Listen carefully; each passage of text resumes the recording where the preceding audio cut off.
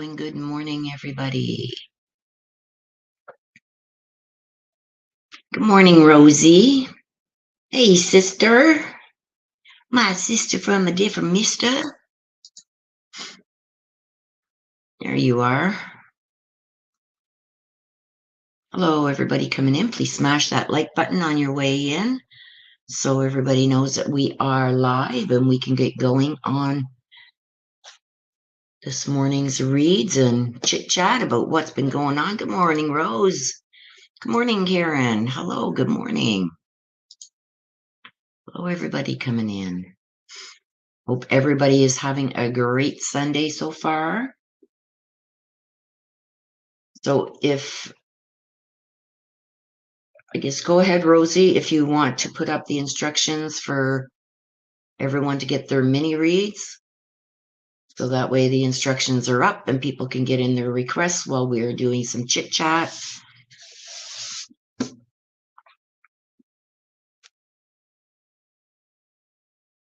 Good morning, Genevieve. Good morning. Kay Mitch. Good morning, my dear. Good morning. Tracy, good morning. Yeah, me too. I'm just having my morning coffee and getting everything set up and going and checking on Mama, make sure she was all right before I got going.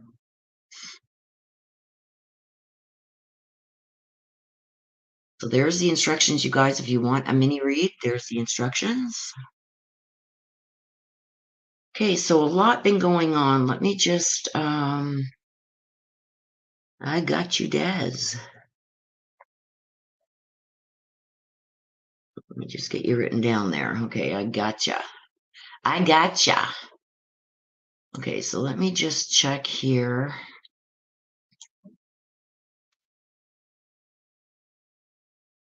Let me just see this here. Whoops. There was one that I wanted to show you. Good morning, Nan. Good morning.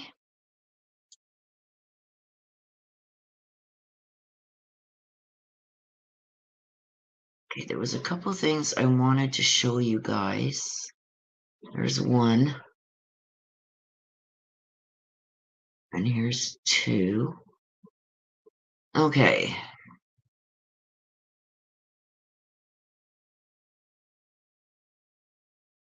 Let me just make this full screen. Okay.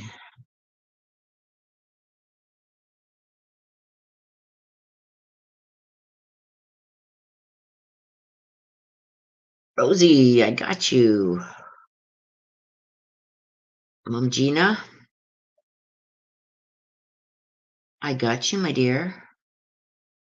I got you, Rosie.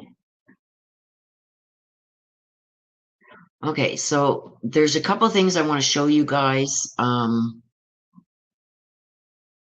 regarding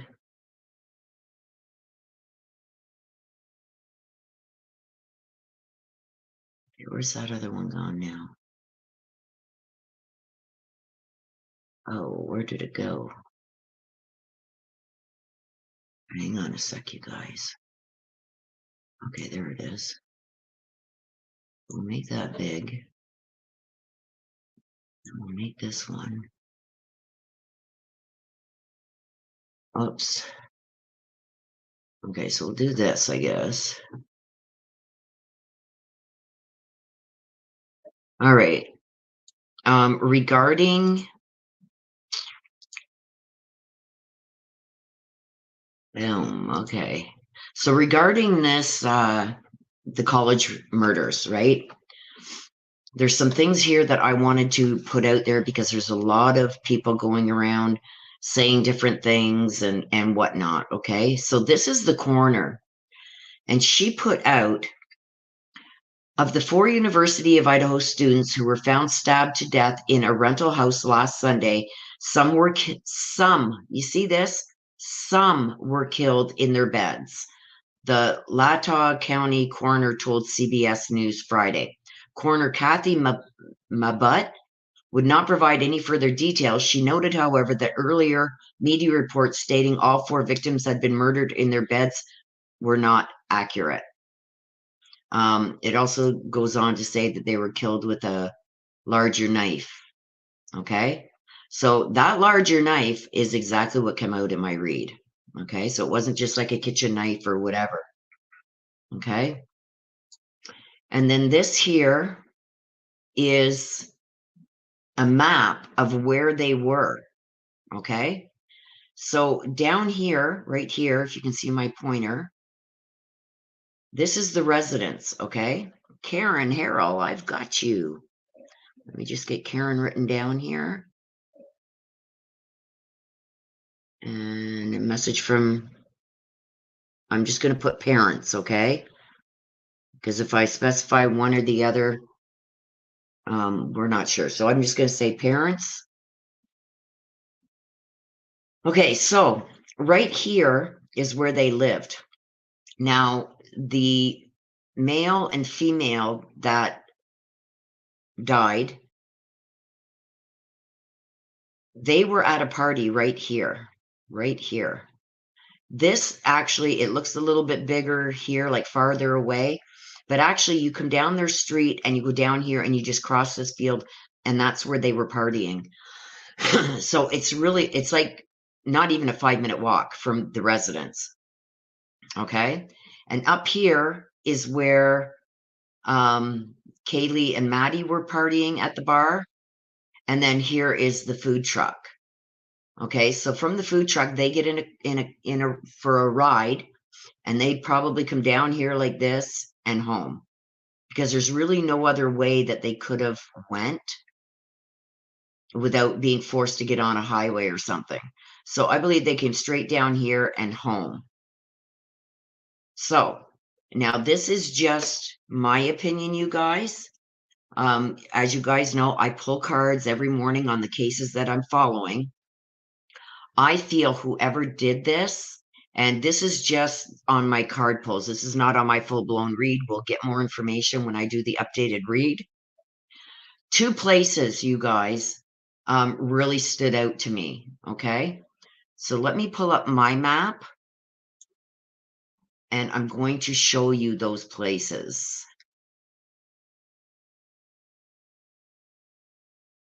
Let me just get my map pulled up. You guys can get your request for reads in while we're doing this. Okay, let me just pull up my...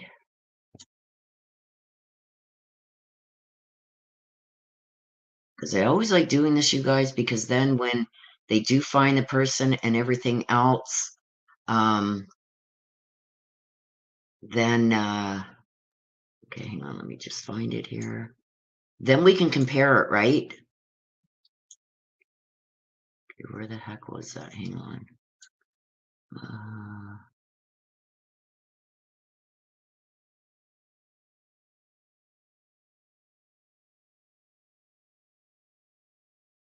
Okay, there's that. Let me just find this, you guys, again. I don't know why I didn't mark it. Off of, okay. Boopy-doo, boopy-doo. Okay, I think it was, nope, that's not it. Hang on. I don't know where the heck it went. Where did it go? Okay, I'm just going to show you guys on the map. I don't know where it went now, but I know it was just across the border.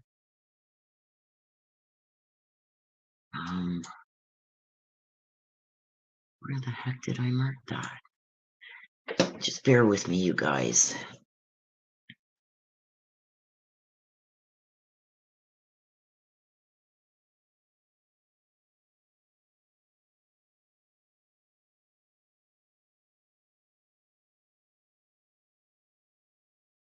Oh, I'm such an idiot. I was going the wrong way. Okay, hang on a sec.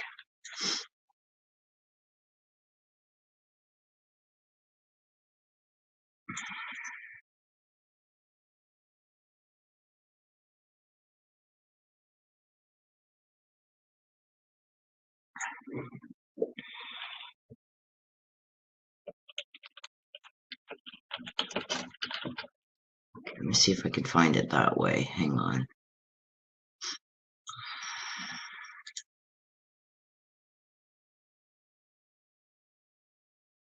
Okay, there it is. Okay. Okay, I gotta remember where it is now on the map. Okay. Oh, you guys can't even see what I'm doing. Oh my god, I'm an idiot this morning, you guys. Bear with me.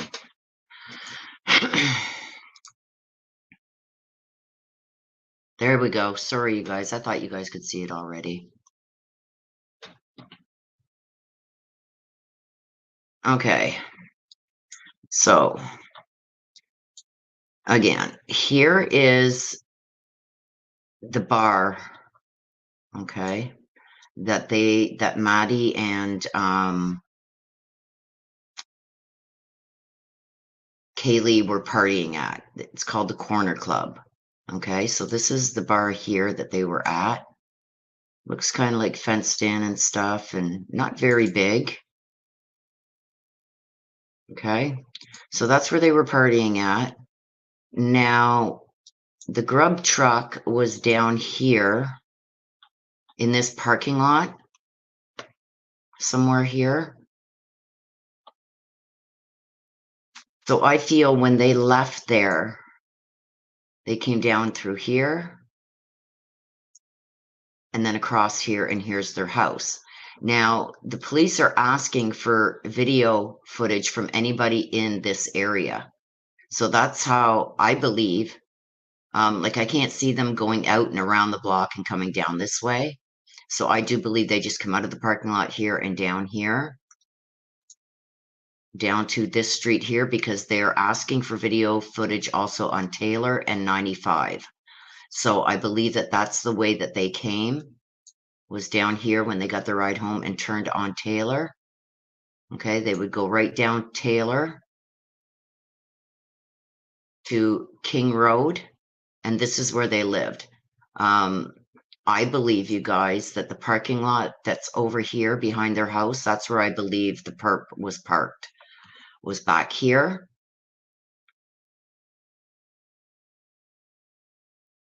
And I believe that he parked up here, came through, did what he did, came back, and took off out this way, because you can't go this way. You can't get out over here. Well, I suppose you could. No, you can't. So to come out and turn right would only bring you into this parking lot, and there's a wall here that is higher, probably about 3 feet above these cars. So this is a raised deck up here. And there's also a wall here. Okay, so he couldn't have come through here and went out. He had to have gone out here and down this way. This is a dead end down here. Now, I do believe there's somebody that lived over here that they knew. Come out. You can't go this way because you can't, I don't know if you can get out.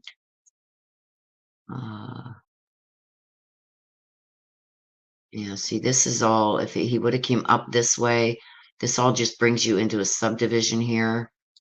I don't think he would have done that. He would have had to come all the way down through here. So I do believe that he came out from their house through here, came down and took off this way. And I believe he jumped back on the 95 here. Now, when I was doing my polls, I asked them to give me some indication of where this person maybe was from or was that night beforehand. I believe that I was drawn to this area here. This is 2nd and 3rd Street area. I was drawn here.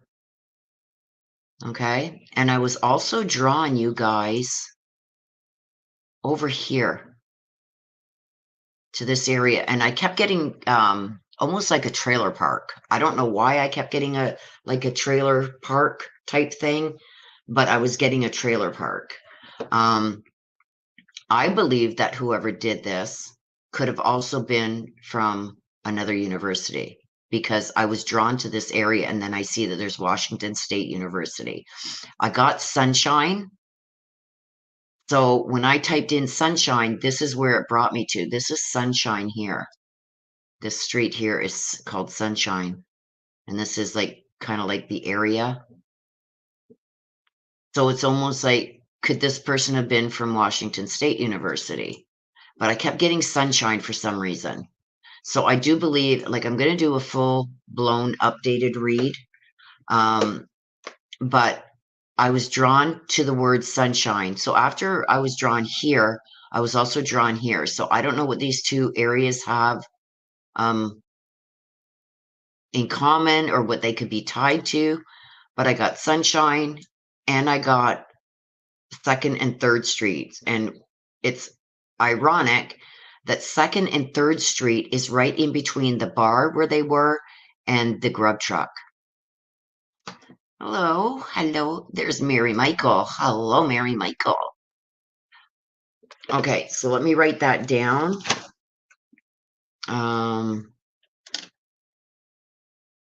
So Maddie and Madison worked at the Mad Greek, is what I'm seeing here.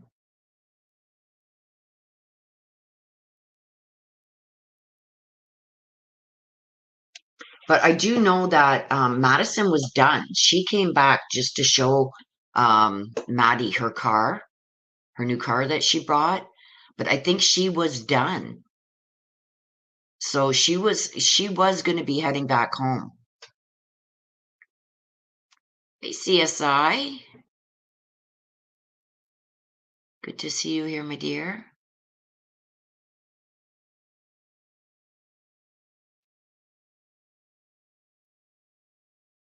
Maybe throw up the instructions, Rosie, please, or Des, while we're doing this so people can get in their requests.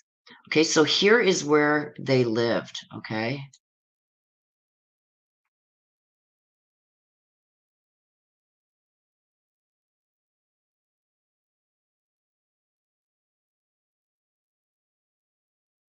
They lived, that's not it. Hang on a sec, you guys. Whoops.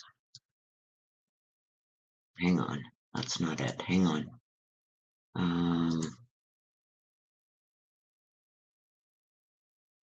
That's not it.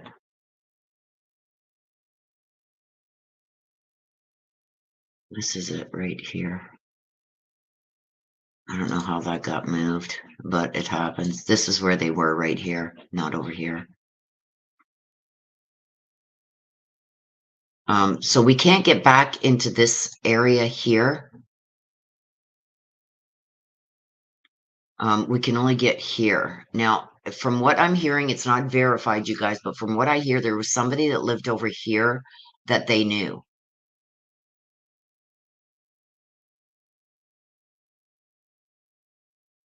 So if we go here.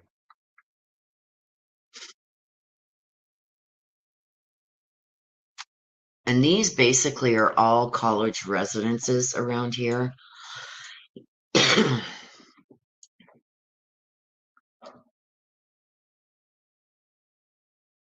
So this is the downstairs bedroom. This is a downstairs bedroom. So that's the first floor. This is the second floor. This here is a bedroom. This is the living room. So there's stairs. As soon as you go in the door, there's the stairs that go up here. When you get to the top of the stairs, there's this living room. Behind that living room, there's another bedroom, which was apparently empty. Okay. This is the bedroom that Ethan and Xana were in. So I don't know how the people that were in this bedroom underneath didn't hear the two girls. There was a girl here and a girl here. I don't know how they didn't hear what was going on in this bedroom up above. And this is where Ethan and Xana were. Now, they're, from what I understand, if you guys want me to give you what I think happened, I can, but it's not fact. Okay? So then up here, This is the bedroom that also has the patio doors over on the other side of the building in the back.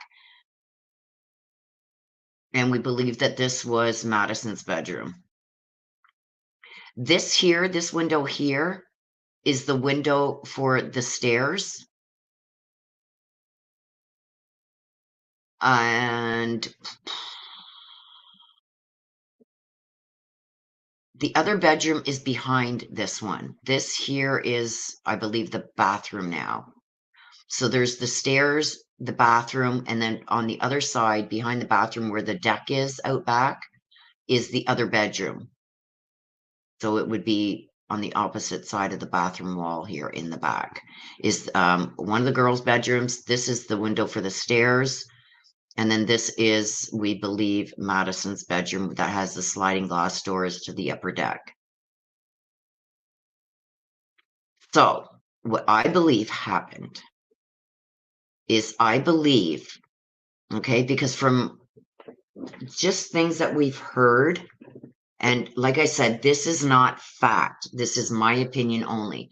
From what I have gotten from interviews with the parents, I've watched a few of those and other information that has come out. Their bed, like their door to go in their bedroom would be on this wall here. This is like a hallway in between. So you got the stairs that come up here. As you're coming up the stairs, there's a half wall here. Okay.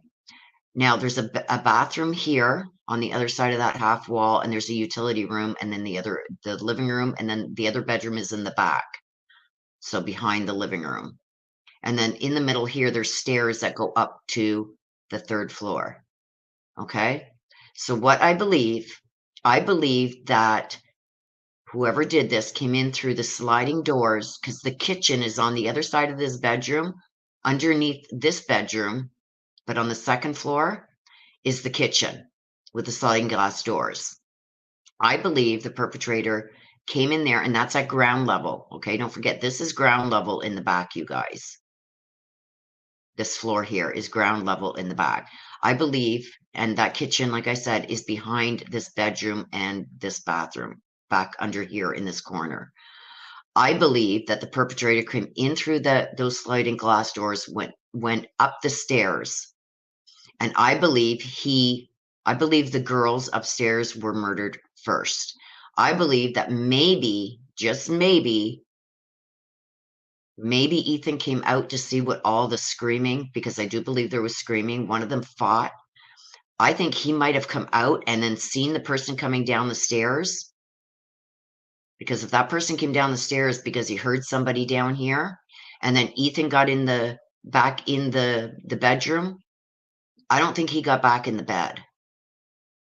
Somebody, one of the two of them, I believe their bed is up against this wall right here, like a little bit over from this window. So when you're in the bedroom, it would probably be a couple feet back this way. You know what I mean? I think one of them ran to the other wall. So the other side of this in the back here, because their bed was right here and their door was here. So when you opened their bedroom door, you could see their bed. I think one of them got into the back corner of this bedroom because that's where all the blood is.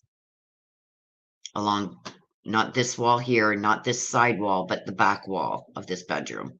That's where all the blood is. I think somebody, whoever came in, I think the first one murdered was whoever was in the bed, and this one was trapped in the back corner over here, and that's where that one was murdered, I believe. That's just my opinion. But I see a lot of different mappings of the house out there, but I'm telling you the way that it is, okay? So the stairs come up from the first floor here. This is a bedroom, this is a bedroom. There's a bathroom. As soon as you open this door, there's a bathroom right in front, and there's another, I don't know what it is over here, but there's something else over here, and then the bedroom over here. The stairs are also right here. They go up. So when you get to the top of the stairs, here's the floor on the second level. There's a half wall right here. Okay, so it comes across here and then this way. This is the stairs coming up. So as you're coming up the stairs, you could see a bathroom door here and a utility room door beside it, and then stairs here going up to the 3rd level. There's a bedroom in the back. This is the living room. Behind the living room, underneath this bedroom up here would be the other bedroom, and this is the other bedroom on the 2nd floor with the sliding glass doors in the back of it. Or sorry, this is the bedroom and then the kitchen behind with the sliding glass doors. Sorry. So behind this bedroom is the kitchen. There's a bathroom in the middle here and a utility room, and then the stairs going up to the 3rd floor. So behind his bedroom is the kitchen. That's where I believe he came in, went up the stairs here. This is the bedroom upstairs with the sliding glass doors to the patio. And this here is the bathroom. And right here is the bathroom. And behind that is the other bedroom. It doesn't have sliding glass doors to the back deck, but it has a window. And this window here is in the stairway, you guys. Okay? So that's how that goes.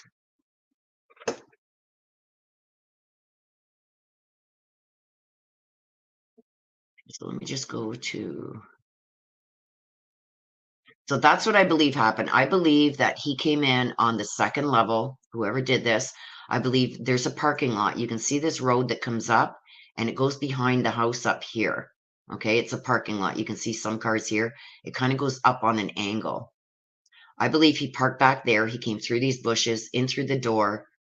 I do believe that the girls were possibly killed first, and these two were just collateral damage, because I think Ethan came out to see what all the screaming was about and then realized, oh my God, ran back in, and that's when this happened with them.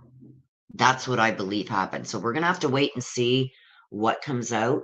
Now, also, the girls that were on the bottom floor also had the door locked to their bedrooms, okay? So there's a bathroom and a utility room here too. So I believe those doors were all locked. But I don't think he came in this door anyway. I believe he came in the back door, and I think the back door had been left unlocked, or it didn't lock. I got that it didn't lock, so there could be something wrong with that patio door that's in the back off the kitchen, because I don't think it can lock. That's what I got in the cards. It didn't lock, or they didn't lock it, or it couldn't lock. So there's something about that door being unlocked.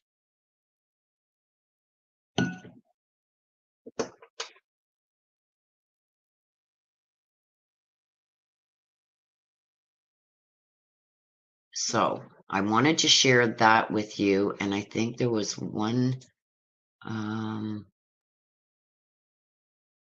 Okay, so let me put this over here. Hang on a sec, you guys. Okay, let me share this one with you, because there's something in here I want to show you.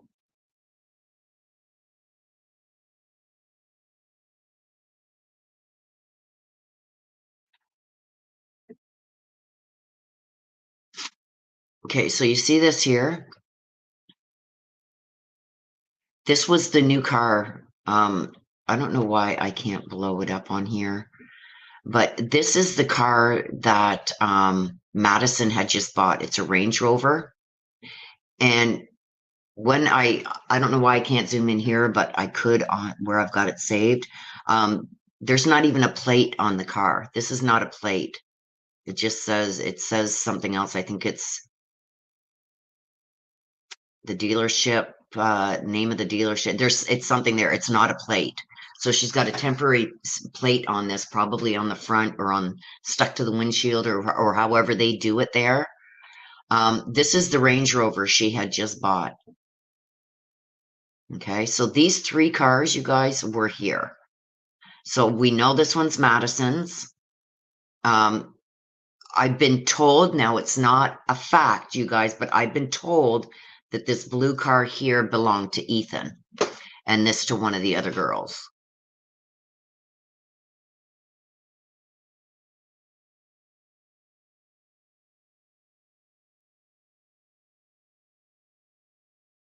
Yeah, but it's not it's not even a temporary tag. I forget what it said. but it wasn't nothing like that. I think it said the dealership's name. Like it wasn't even a temporary tag. Like it's not nothing like a license plate at all. It said a name on it, and I think it's the name of where she bought it.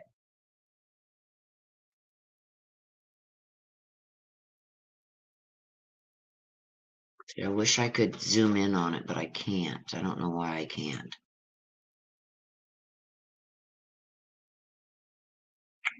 So that's the Range Rover she had just bought. It looks like a really nice car. This I was told was Ethan's car, and this is one of the other girls. I haven't found out yet. But again, you guys, this here are the 2 bedrooms downstairs. You can see with the door open here. I wish I could zoom in on this. Damn it.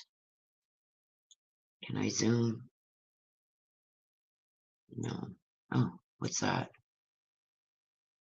Search image with Google Lens? Nope.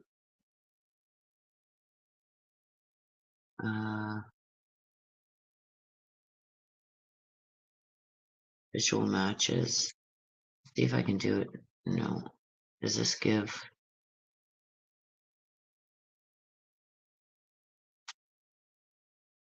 They're all looking in this one window. You guys.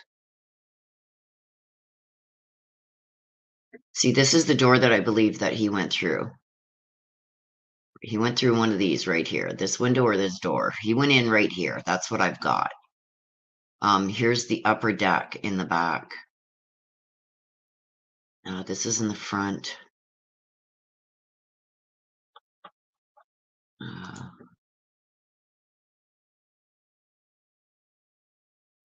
Again, that's the same picture, but I don't think I can blow it up. Just trying to see if I can get some other pictures here for you guys. I'd like to get some pictures of the back.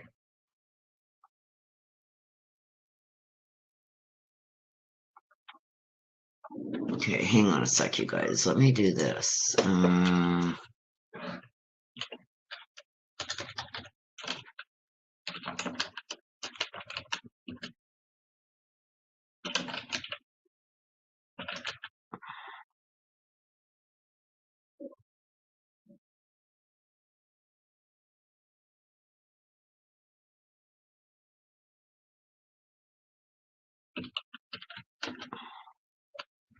I think Zillow. Okay.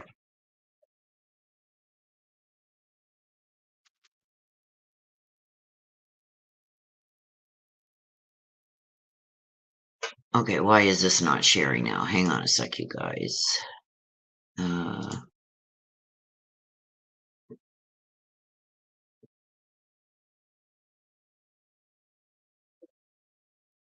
Okay. So this is the kitchen on the second floor. If you go this way, that's where the stairs are, behind these cabinets. Let's see if we can get a better picture. There. See, here's that half wall. So this is looking at the front of the house, you guys. That's that window where I said was the living room. You come up the stairs. This is the living room. You would go this over here. That's the bedroom in the back. It's on the other side of the living room wall. Okay. The stairs are over here to go up to the 3rd floor. Okay. So the stairs are through here to go up to the 3rd floor. This is the 2nd floor. So you go down here, and this is where Ethan and Xana's room was down here. Okay. This is the kitchen on the 2nd floor. So this is behind, okay, this wall here. This is a bathroom, and the kitchen is over here. So you would come up the stairs from that front door from the 1st floor. You would land here. If you went this way, there's a bathroom here, and then Xana and Ethan were in the bedroom over here. You can see the door is kind of open there. If you come this way, there's another bathroom, the 2 bedrooms, one on each side, or there's a bedroom here, the bathroom and the stairs and the kitchen. You go to the right. The kitchen is behind these walls, like this corner here. The kitchen would be over there. So this is the kitchen. This is like the pantry area or bathroom because the stairs are right there. They're just out of this picture. I believe either this window or these doors, one of these two was not locked. I got more that it was the patio door. This is the patio door in the kitchen area on the second floor. This kitchen is behind Ethan and Xana's bedroom. Okay. So Ethan and Xana's bedroom is right there. This is the wall for their bedroom. There it is again. So their bedroom wall would be right here. And that's where we seen the blood coming down the wall. That's why I said there was somebody in this back corner that's where they were caught. I believe it's this door that didn't lock properly or wasn't locked. This is the bathroom on the second level.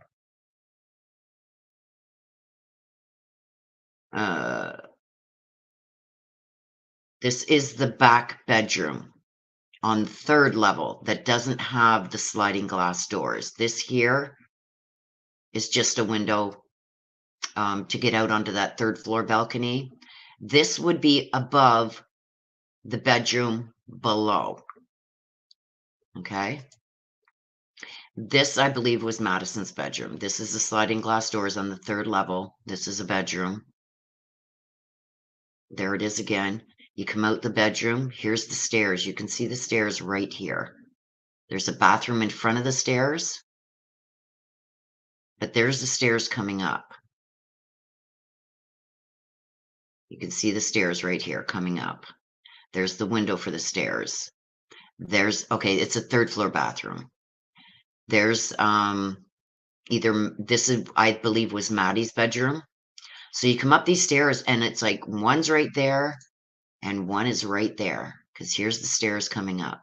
So you come up these stairs, Madison's bedroom's there, Madison's bedroom's here, and Maddie's bedroom's right over here, and there's a bathroom. This is the back deck. So I do believe he came up. I believe that whatever happened upstairs here, if they were in this room, I believe right below this is the kitchen. And I believe that maybe Ethan heard something, heard maybe a scream, whoever was fighting back, a scream or something. And he came out to investigate. And I think he killed these two right away and he went to take off back down the stairs and he might have, Ethan might have seen him and him see Ethan. Ethan runs back into his bedroom with Xana. And that's, I think, what happened. So there it is again there. There's the bathroom. There's Maddie's bedroom. Now, this is on the second level, you guys, the second level or the basement, I'm not sure. This is on the first level, sorry. There's a shower, sink, I believe the toilet's behind here, and the laundry room. So that's as soon as you come in the bottom level door. That would be in front of you. This is the other bedroom on the second floor bedroom.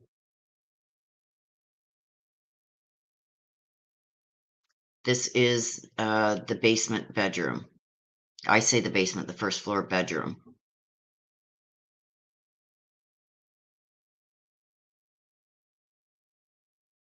So this is the one to the left. See the stairs going up? They were in the other bedroom. They were in this bedroom. So the door would be down over here somewhere, you guys. Right over here. Now, I was told their bed was here. Like about a foot from that window.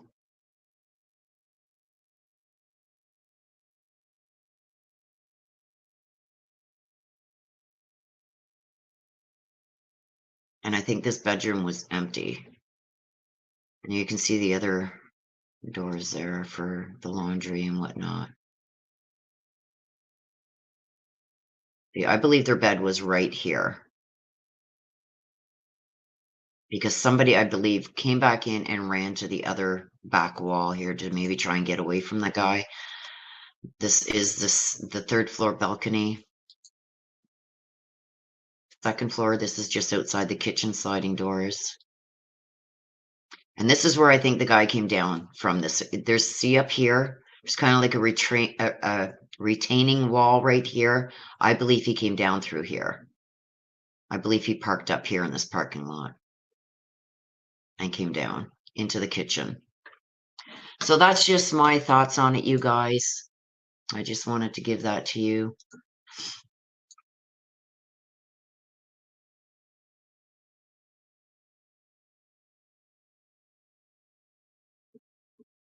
All right, so back to this. So I just wanted to go over that, you guys, because there's a lot of speculation and this and that that's out there. I guess the coroner did say that it's not true that they were all in their beds when they were murdered. So we're going to have to wait and see what comes out when they release, you know, what happened, what they believe happened. Oh, yeah, this was targeted. I believe, I think it came out in the read. This guy was after somebody in particular. And I think the others were just collateral damage.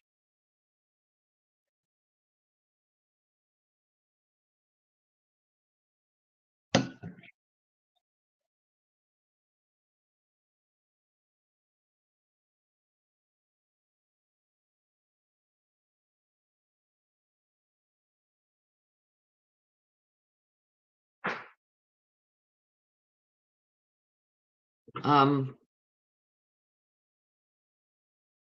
how can I explain this? Yeah, the feng shui. Well, the one thing with this house, they say with feng shui, I can't talk right, you guys. I just got my bottom tooth fixed here and it's taking a little getting used to. I hear that you're not supposed to have, as soon as you open the door, you're not supposed to be able to see the stairs or the kitchen.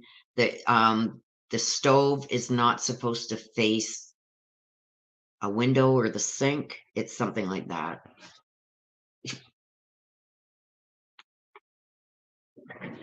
And I'm not sure I like this new camera. I just got it set up this morning, you guys. I feel, let me see. We're going to see how it works. So you guys can hear me all right. I'm not roboting or anything this morning. Yeah, I know the stove isn't supposed to face the sink or a window. Somebody can Google that.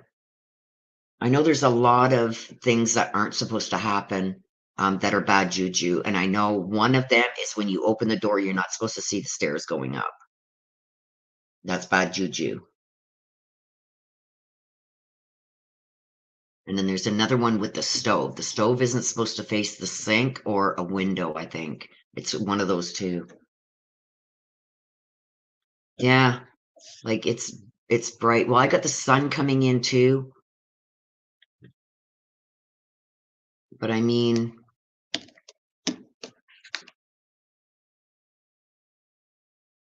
I don't know.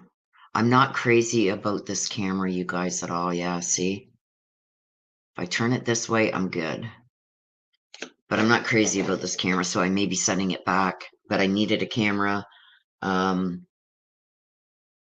do the reads today, so I'm going to try it out. And if we don't like it, I'm sending it back and I will order the other one that I was looking at. Yeah, I find that.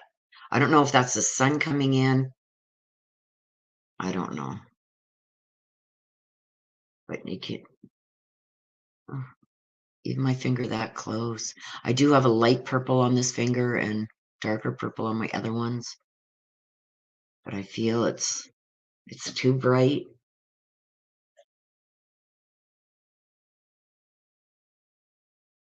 Yeah, I tried that CSI and there's not much you can do with this one. And it's a more expensive camera. I think I paid like 159 just for a camera that I can plug and play. And it said it had all these different settings because that way I could make my reading area a certain size and but it doesn't have any of those settings on it. I even downloaded the software for it and it glitches and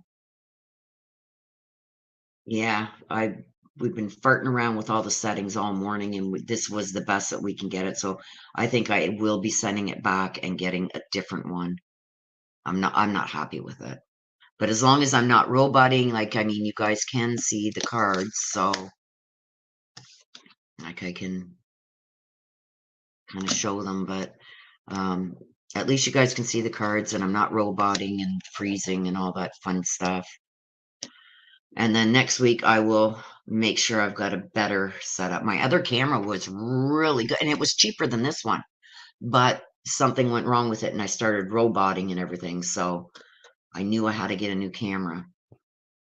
So I did get also a new mic. So what I may do is separate the two. Like right now, I'm just using the camera and the microphone that's on the camera because it's supposed to be a really good microphone also. Um, Now I don't have any problems with the sound on this one, but I can't get the settings right with this. Like there's not enough settings that they said that were on it. And like you buy something offline, it's never what they say it is. So I'm gonna go with the one that I know a few other people use. It's a lot more expensive, but then I can separate it. I can just have my camera and then my mic, my audio totally separate from my camera. You know what I mean? So then I can use this mic that I've got here too, which is a lot better quality. So, I mean, it's a hit and miss. I took a chance on this. Everybody was saying it was a good camera, and I'm not fond of it at all. My other camera was never like this, and I had all the settings I needed on that camera. But it's not compatible anymore with since the new update on Windows 11, it's not compatible anymore, so kind of peeved me off. Okay, so if anybody else would like, your back shouldn't be in a position that you have to sight to rest of room. Huh?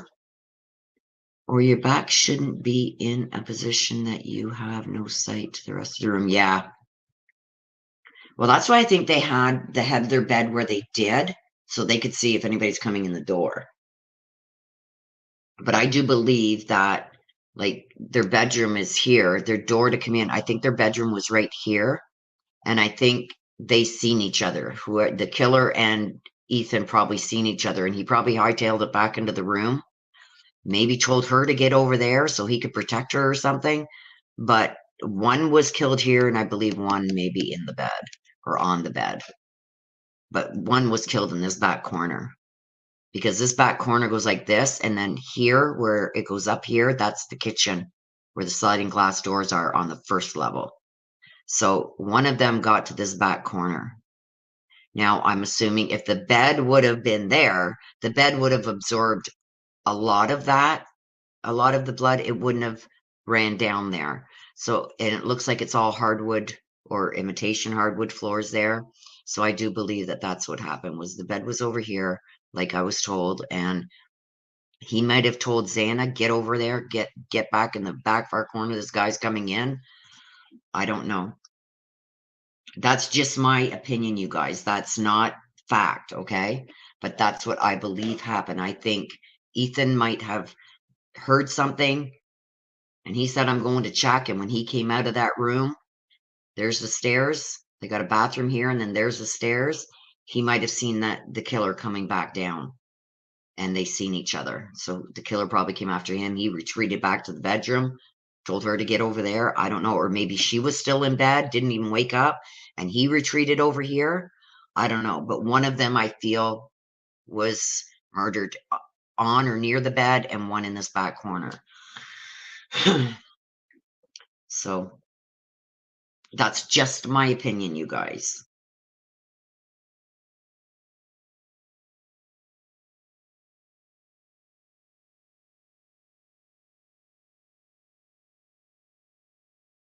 Yeah, it's like it doesn't do half the things that it said. I got it on Amazon and it doesn't do half the things that it listed that it did. So, okay, you guys, I'm going to start getting the cards shuffled up here. And then we're going to start. So if you do want a mini read, please get it in.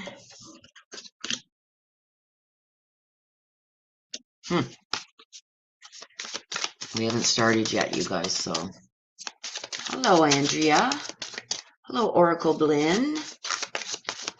Lisa Brilli, hello. Sorry, I didn't see all you guys come in. I was busy watching on my other screen. Let me just see up here. Let me give some shout outs. Hello, Andrea. Kelly B, hello. Oracle, hello. Licia, hello. And I think I have said hello to everybody else that came in. Jilly Bean, hello, Jilly Bean. KM Carey, hello.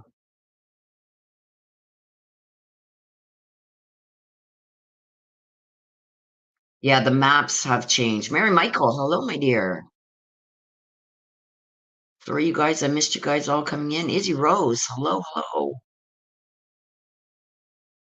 I'm just scrolling up to see, because I'd like to address everybody. Janet, hello. Think I've got everybody. Nana, Nana, and Nan Plowski, and Leslie. Sorry, you guys, I missed you guys all coming in. And Tracy. Hello, hello, everybody. Genevieve. Okay, let me scroll back down. Hope I didn't. Night Nurse. Hello, hello. Andrea. Hello. And welcome. Okay, so if one of the mods, please. Oh, thank you, Rosie. I'm still up top here, so. Oracle Blinn. I'm not sure if I said hello to you, but hello. Hello, everybody joining us. Okay, so we're going to get the cards shuffled up, you guys. If you do want a mini, please get your request in now. And we're going to get started.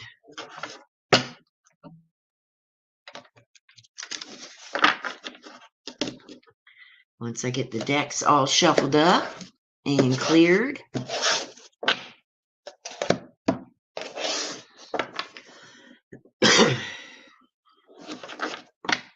One good thing is, you guys, and I found out why I am coughing so much.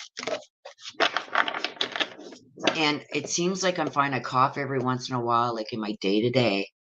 It's because of my sage. I think I've got to change my sage.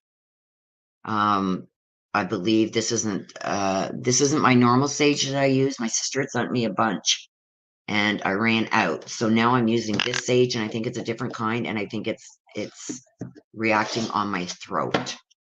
Oracle Blinn, I got you.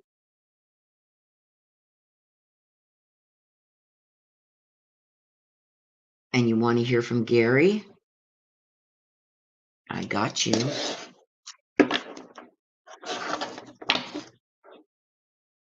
I know, sister. I know. Don't worry. She screams from over here. Hello. Oops. These cards are still so stiff, and I use them all the time. So that's how you know they're a good stock. It's good stock quality, because they are keeping their shape, and they are no give in these cards at all.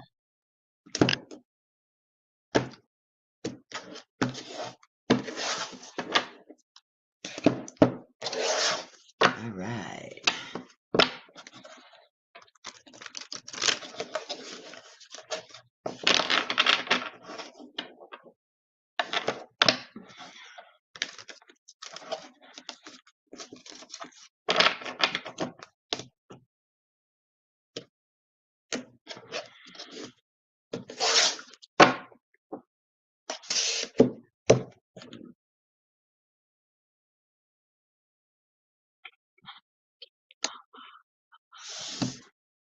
There's Mama.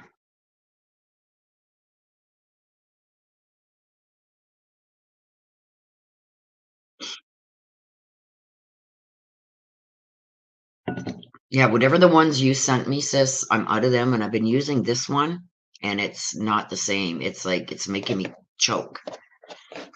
Whatever that one is, that's not the one you sent me.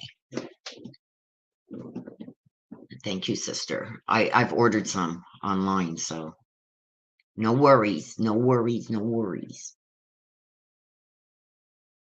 Now, for Dez's read, we've already spoken. We were talking this morning. We're going to get into that. Something has happened there, but we'll get into that once we're done all the reads of what's been going on with Daddy. We'll get into that once we're done all the reads, so it's not cluttering the chat. Hello, GM Carrie. Hello. What's uh-oh? What's wrong? Uh-oh. Yeah, I've really cut back. I'm trying to quit again, so I've really cut back on my smoking. But even it happens every time. Fun stuff, yeah. Happens every time I use that sage. So I don't think it's the good one. Fun stuffs. But Jerry says, uh-oh. What's that? What's uh-oh? What's uh-oh? GM Carrie. Yeah, so me and Jazz have already spoken this morning. So we want I'm hoping that specific answers come out for her.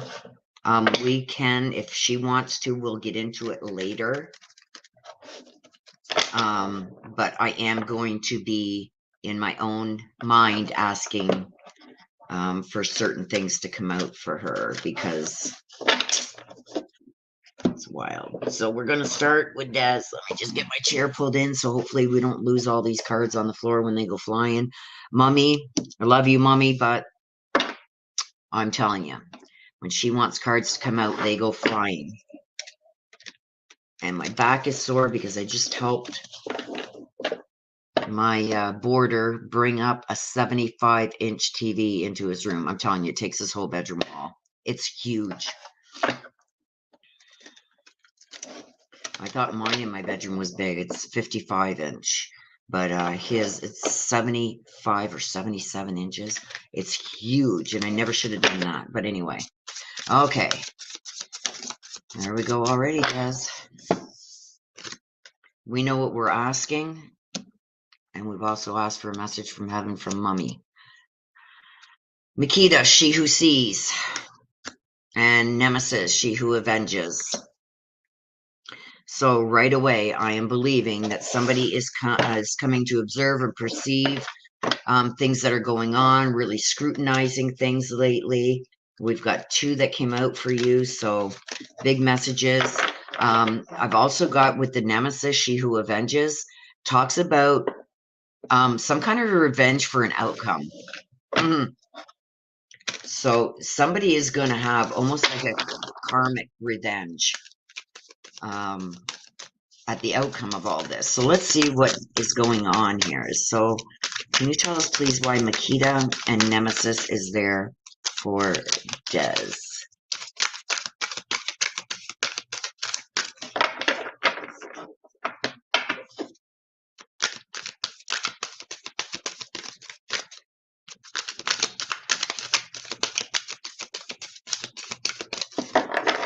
Okay, I get you, GM here. Yeah, it's bad. And I think if you guys haven't checked out Sarah Saving Spirits, she does a lot of ghost box stuff and EVPs and stuff like that. She has a video on the proper kind of sage, because one of the sages, and I think that's what I've got there, and this video was probably about 2 years ago. She had said there was a specific kind of sage not to use because it could cause respiratory problems. And I believe that that's what that one is, because I remember getting rid of mine, just throwing them in a drawer. And my sister had sent me good stuff, which is the white sage. And I ran out of that. So I just pulled one of those out, and now I remember. So it's like, yeah, my new sage will be coming in tomorrow. So, okay. So why is Makita and Nemesis there? Let's see what we got. We got the storyteller and we got the prince. Yeah, I hate this camera. Okay. So we got the storyteller. We've got the prince. We've got something going on over here. This is the overall, what this read is going to be about. This is going to help clarify this, why these cards come out. We've got something about observing, perceiving, and scrutinizing things. We've also got the nemesis, somebody who gets their own revenge type thing. The outcomes is going to be justified. So we got the storyteller, which tells me we got somebody here who's always constantly making up stories, like experiences things in life and then blows them up to be other stories. It's almost like they're using somebody else's life and telling a story about it as if it's their own. And they make up stuff that harms other people. Okay. So this is who we're talking about. This person is very much in your life. Somebody who is doing some lying and stuff like that, making up stories, and really thinking that you're believing those stories. Okay. And I got the prince. The prince tells me that there's somebody here that has a lot of romantic charm, and that's what he uses as his power play type thing. But again, he's using this for his own selfish needs. I'm going to pull another card here. The monk and the nun. This is almost like somebody that's on some kind of pity party. Negative judgments. So he's this person, and I believe it's a he because we got the prince trying to use his romantic charm and everything else to try and maybe entice somebody or latch somebody onto him. But he's telling up all these stories, and I think some of these stories may come to light. Karma, okay? I know there's somebody that I know that every time I tell them something that maybe has happened to me or something I've done, they've always got to one up that and tell a bigger and better story. Well, this is what happened to me. That's what I'm seeing here. So it's almost like he's making up stories to tell somebody to try and win them over, get them on their side. But I think this is going to blow up in their face. I think that somebody's going to see through all this. But I also got that he's very selfish, devoted only to himself. He's very single-minded. Really doesn't care about anybody but his own selfish needs. And I do feel like he's starting to have some negative judgments going on because this is negative judgment and excessive pity. So it's almost like I can't win anywhere. Everything always goes wrong for me. And always blaming someone else. And we know this to be true. But there's going to be some kind of revenge that's coming. There's some kind of outcome that's going to come from this where somebody is going to get their just deserve. And karma's going to hit them in the face big time. So I do feel like there's something that is going to finally put whatever this person is trying to do. I think it's coming to a halt. Like a halt. Boom. And I believe it's going to happen because of his own negative judgments he's having. So I do believe that he's judging people negatively, probably trying to hide a little bit of what he's actually feeling. Let me just turn this off. I got my heater on and it's too hot. I feel like he's trying to hide how he's exactly feeling, but I think it is coming out in maybe expressions or tones, stuff like that. But I do feel like somebody is also catching on to his stories and these things that he's making up. And I think it's going to all come back and bite him. He's going to get his justice, and it's not going to be what he was hoping for. So I do believe that there's going to be some things happening there that he wasn't expecting. I know we spoke about your last read, Des, and I forget exactly what the last read had said, but maybe you can refresh my memory in chat. And it came true. Unexpected change or something. Well, I do feel like that is not done yet. It's still going on, because I feel it. There's more that's about to hit him that he's not expecting. And I do feel that something is going to come to an abrupt end. Okay, Mama, message for Des, please.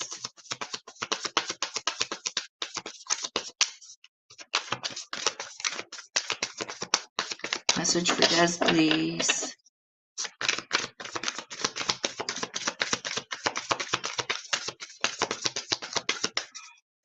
Message for Des, please. There we go. I'm sorry. Please forgive me. So I don't know, Des. It's like almost like she still feels that you're holding on to something that she may have said or done, that you quite haven't let go of yet. And she wants you to forgive her for that. I think I know what this is, but I mean, it's all in how you perceive it. It's not up to me to perceive, but I think I know what this is. I think it's her passing. I think she knew she could have done more. And it's almost like, not that you're holding it against her, but it's like, why didn't she listen? Well, she's asking for you because I think that you still think a lot about that. If she had only done this or stayed or called, whatever this is that you're still holding on to, she's asking for your forgiveness. This is the one thing she says that she can't let go yet until you tell her that you've forgiven her for something. There's something there that you still have not forgiven her for, and she's asking for forgiveness for it. So I don't know if it has to do with the passing, but there's something there that she's saying that you're still holding on to. So maybe there's something that you're talking about or have talked about recently, things that have maybe gone on or happened when she was still here in the physical world that you're still holding on to negatively. She feels like you still haven't forgiven her for something. She wants you to forgive her. Okay? So that's for you, my dear. Thank you, Mama.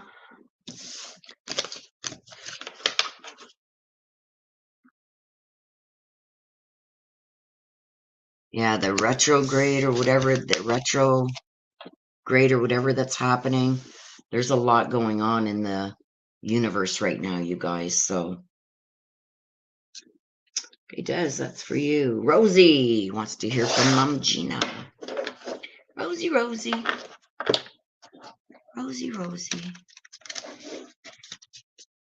If anybody does need instructions for the mini reads, you can ask Rosie or Des. They both have the instructions.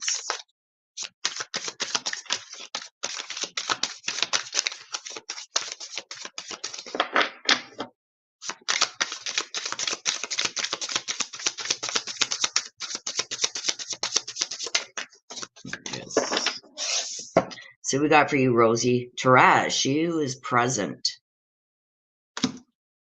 Oops, I don't know if you could see that. See, I can't.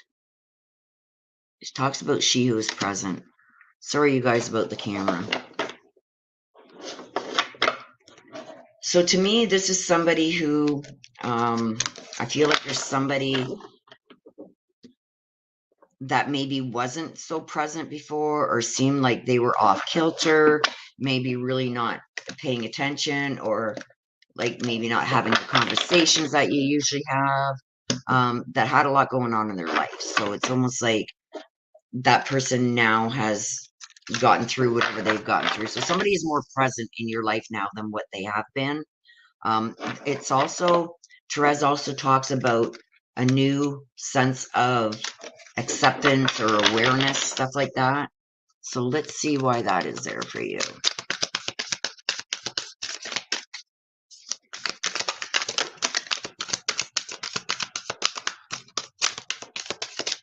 We got the Servant.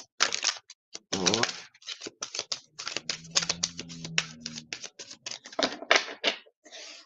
so we got the servant and we have the vampire. Okay, so with Taraz, talking about she who is present, talking about the now, never mind what happened in the past. Let's focus on the now. We'll let the future deal with itself as it comes. So it's almost like I think that you were really missing somebody that you either had in-depth conversations with or had really insightful conversations with, and that person maybe took a step back for a while, but is now there again. Also, I've got something about either you gaining a new perspective on something or something has made you more aware of either a situation or something. That's why we go in for clarification. So with the servant, okay, and the vampire. Um, the vampire, it's almost like comes to tell you or to make you aware that someone or something is really draining not only your energy, you're just like, oh, I don't even have the strength to even talk to you today. You're just like, when somebody really drains your energy and it's always, they make stuff always about them. And it's not like you can't just have like a normal conversation. Like, can we just talk about, hey, there's a new store opening down the street? You know what I mean? It's somebody that you interact with or talk to, whether you have to or not, that really has became really draining on you physically, emotionally, spiritually. I feel like they almost needed that from you to, I don't know, almost like bring you onto their level so you really understood what they were going through. Um, a lot of chronic complaining and codependency type things.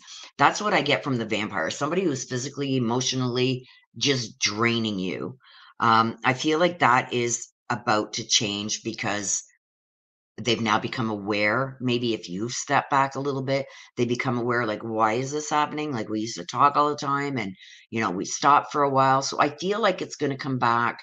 Um, so if you've lost contact with somebody, I feel like that connection is going to come back. And I do feel like they are going to be understanding now why you maybe took that step back, because they were just so draining on you. But I've also got the now. I feel almost like you tend to use the lack of money or not wanting to put enough money into something. I don't know if you're using money as an excuse right now towards somebody else for not doing something. Like, I can't afford this right now. Stop it. So I feel like there's somebody also coming in and trying to push you to do something that you're not comfortable doing, and you use the money as an excuse. Like even though you may have a bunch of money saved away or can afford to do this, is not something you really want to do, but they keep trying to like almost like trying to push you on to doing something that you're not comfortable doing. So I do feel like even though this person maybe has realized that they got to stop draining all your energy from you, I still feel like there's somebody that keeps trying to push you into doing something that you're not ready for yet. Um, because I am seeing that you're using money as an excuse not to move forward with something. So I don't know if this is a purchase of a place or I know you have to move, so is this person trying to get you to move somewhere where you really don't want to, and you're using the money as an excuse? If you're not, that's a good way to get out of doing that. Or they want you to move closer to them, and that's not something you want to do or are comfortable doing. You can use the money as an excuse. So if you're not doing that, that's could be why it's here too. Just say like, look at no, I really can't afford that. So you can use that as an excuse. But I feel like there's times where you have already done that. Um, but I do feel like you got a free and loving heart, and sometimes people tend to take advantage of that. So you're going to have to really watch that, really be aware of people's motives around you, because I feel like there's, even though this person may have caught on, like, okay, I got to stop throwing all my troubles onto you. and just start having normal conversations again. I do feel like there's still some kind of self-serving something they've got in there, and it may be them wanting you to move closer to them for their own selfish needs, but just be wary of it. And I do feel the conversation may be getting a little lighter, but I still feel that this person can very much be still self-serving in a lot of ways. So just go with the flow and just keep your guard up. Be careful of that. I do feel like they miss you. They miss the conversation and maybe even the closeness, but I don't feel it's in your best interest to go forward with moving closer to this person, because it's just going to make it worse. Okay, so you want to hear from Mom Gina.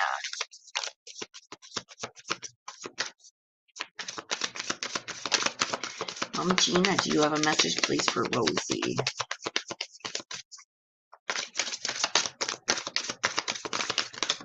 Oh, you've got a couple, Rosie.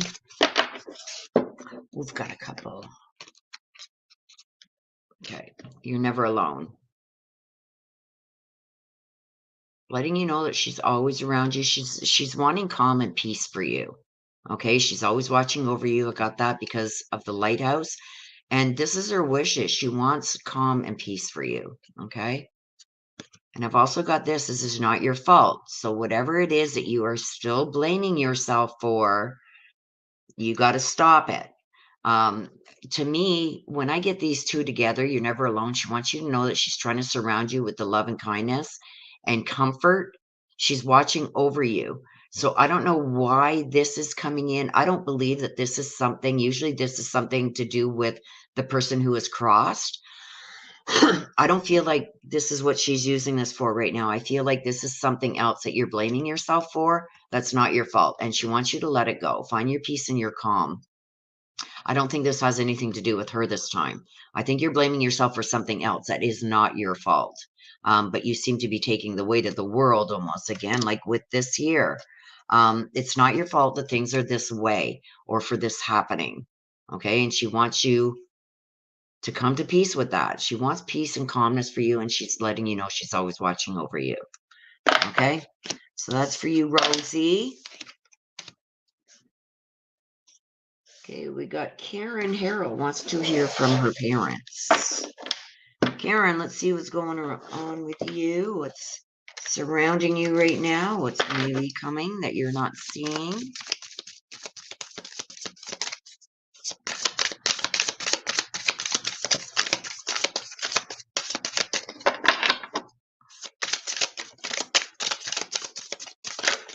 Whoa.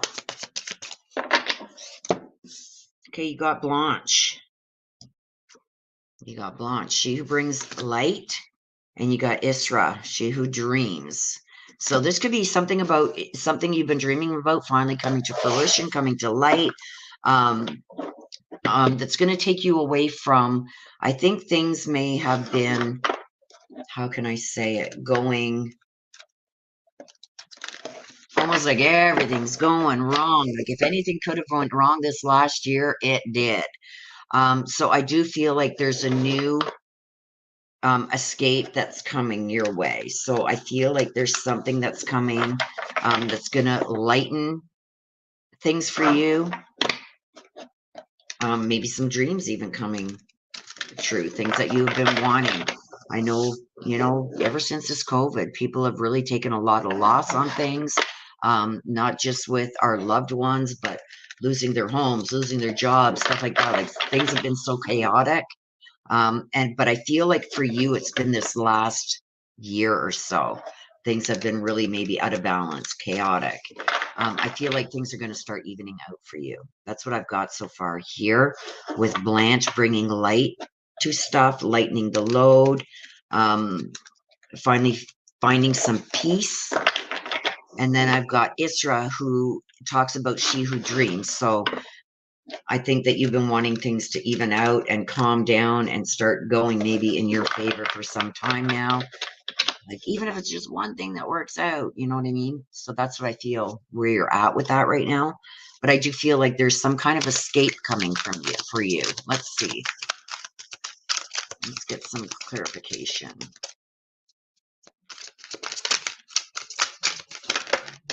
There's one.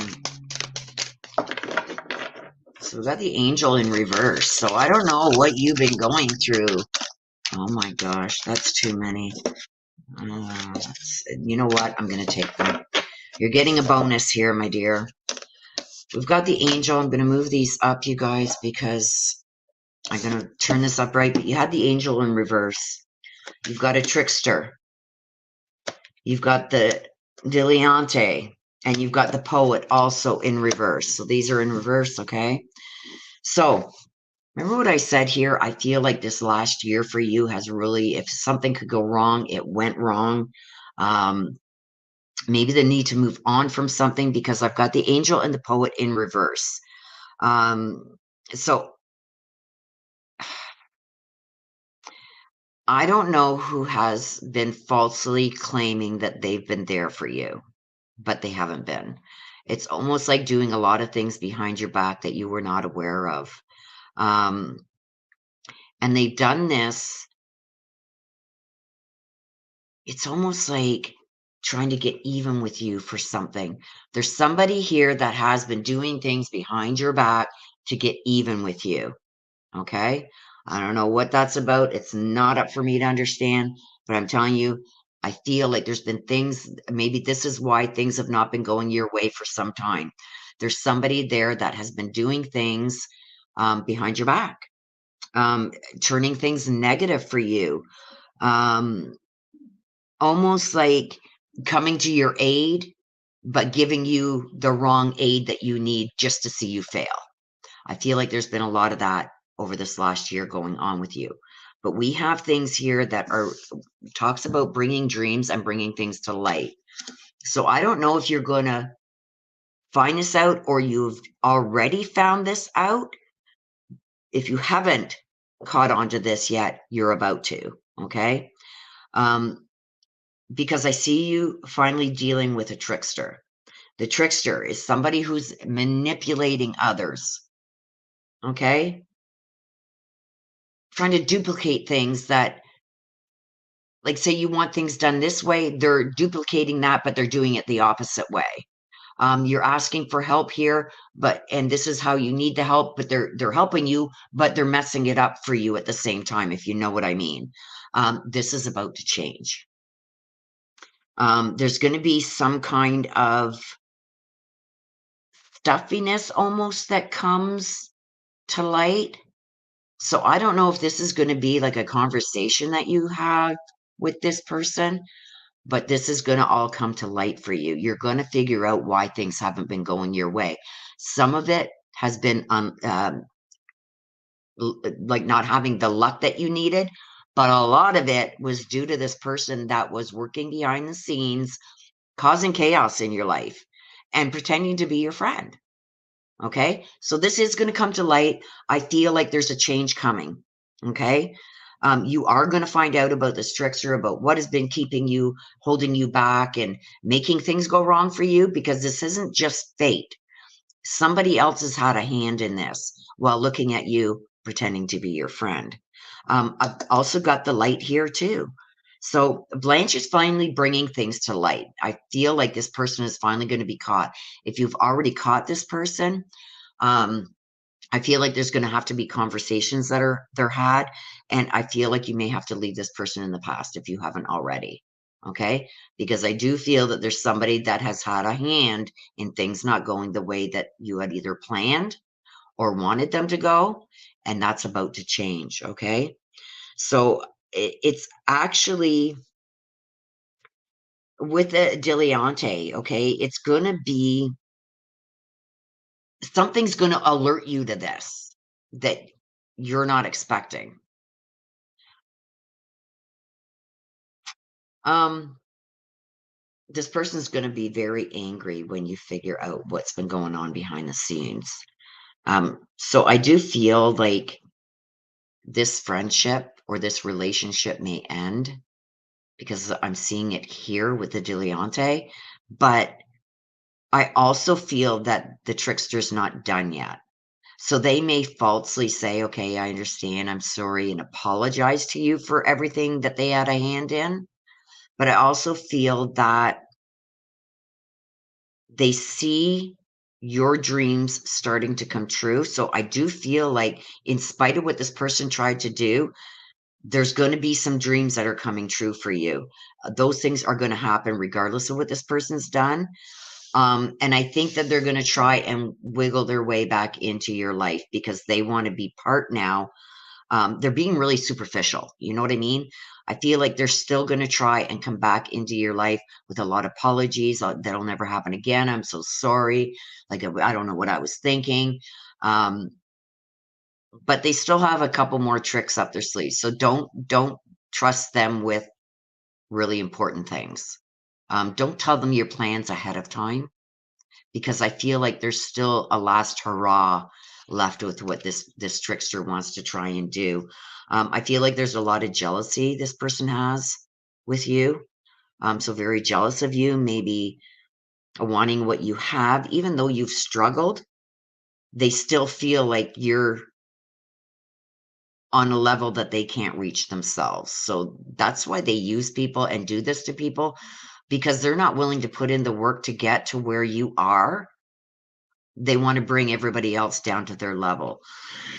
So I do feel with this coming through with some dreams, finally escaping this is coming. This is in the works right now. Um, I feel like finally being able to escape this, figuring this person out, finally realizing that although this is somebody that does show sometimes that they love and care about you, there's also things that they've done behind your back to keep you from not succeeding at what you wanted to succeed at. And that's because of their own jealousy. But I do feel you're going to be moving ahead anyway. And I do feel like whatever it is that you really wanted to pursue, but were even maybe talked out of by this person, you're finally going to get that. So I do feel like things are going to move ahead in your favor anyway, regardless of what this person has tried to do.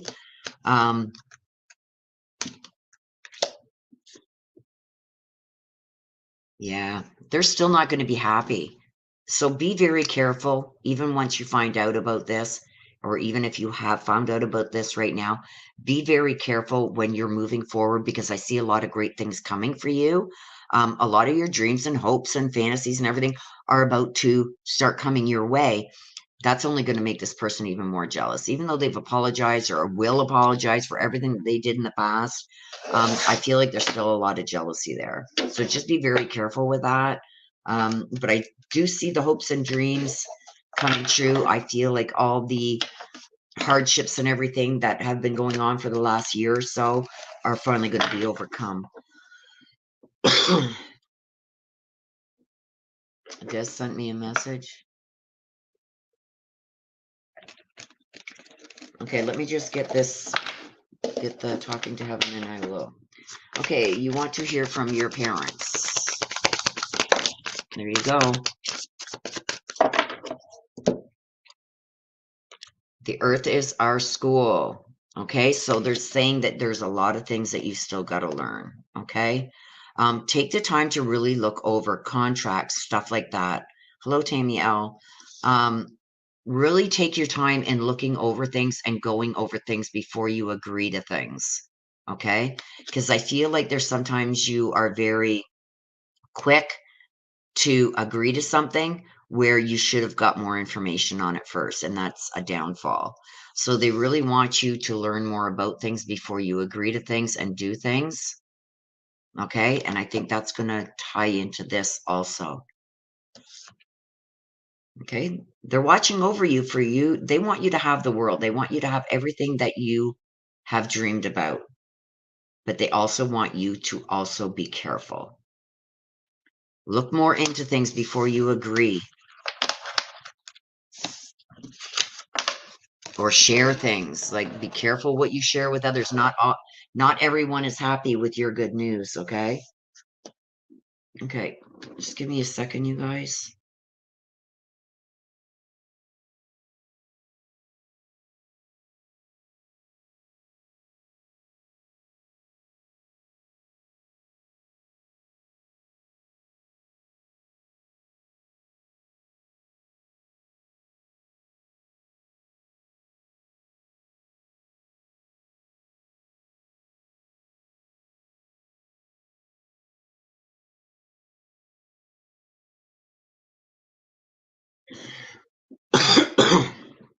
Um,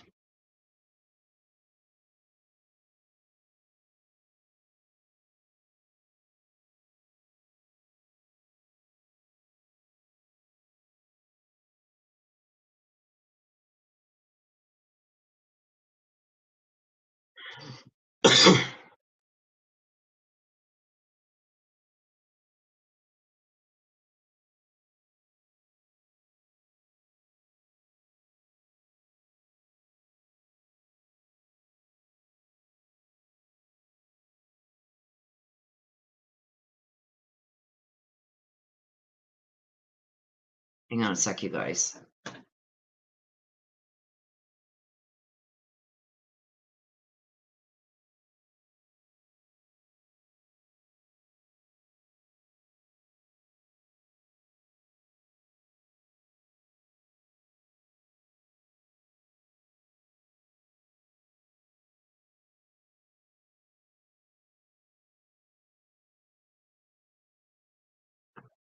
Okay, sorry about that. I had to answer that.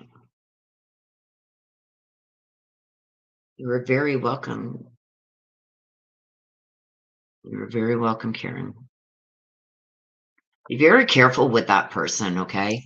Because I feel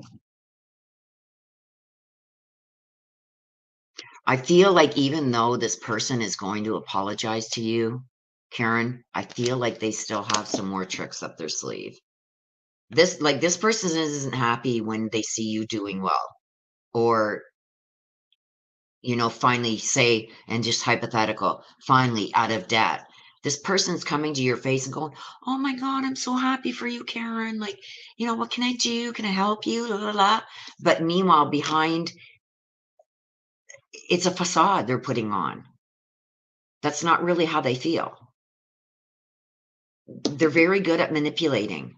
So even though they're pretending to be nice to your face, they're really not. They're irritated that things are finally going to start going good for you. So just be careful, please, with this person.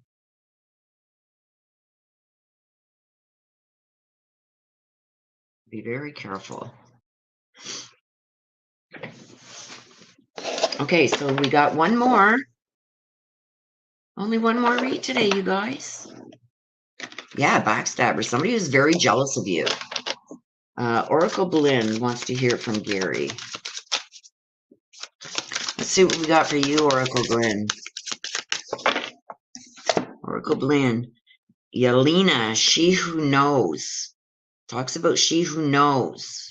Ooh. Ooh. So again, getting some kind of clarity or resolution on something. Let's see what this is about for you.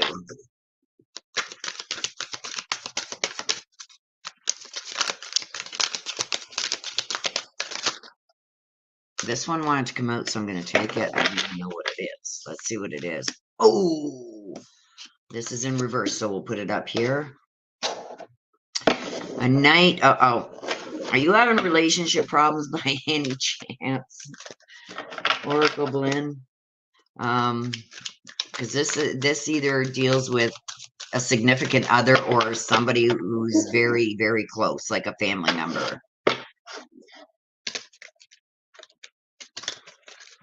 And it was in reverse. So it's almost like there's somebody who's very destructive, has romantic delusions of maybe what a relationship should be like, whatever. But this is in the reverse. So I feel there's a male who is very destructive, has destructive either behaviors or is destructive romantically, can't hold a relationship together, very demanding, stuff like that.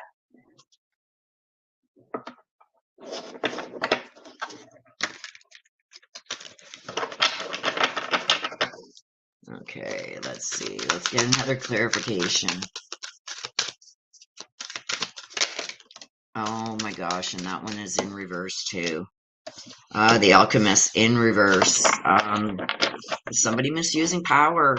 Oh my gosh, okay.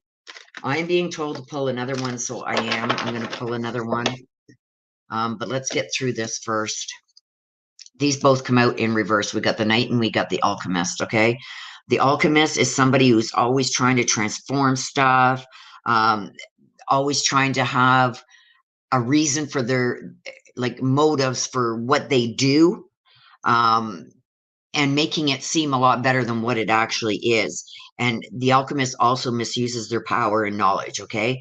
And it's almost like they use that against you. It's almost like they're using maybe, you know, when you tell somebody something like this, how do you say that? I can't even find my words right now. Um, Something that's hurt you in the past, and you tell somebody, you know, about that, it's because you're telling it to somebody who loves and cares about you. I feel like this person's using that against you. So whatever it is that you have told them and shared with them that maybe hurt you or really caused harm to you in the past, I feel that they're taking that information and they're trying to use it against you now to hurt you. They also misuse their power. They try to either use threats or blackmail, stuff like that, against you to try and get you to do certain things. And this person, because these are both in reverse, the loyalty and romance and chivalry and uh, a love of honor and stuff like that isn't what this guy has. I feel like this is a male. Um, he's very destructive. He has to rule the roost. He has to be in control every time. And he's very delusional about what a relationship should be. Now, whether this is a friendship or a significant other, I feel like he'd be very controlling, very manipulative, and angers easy, pushes his beliefs on everybody else.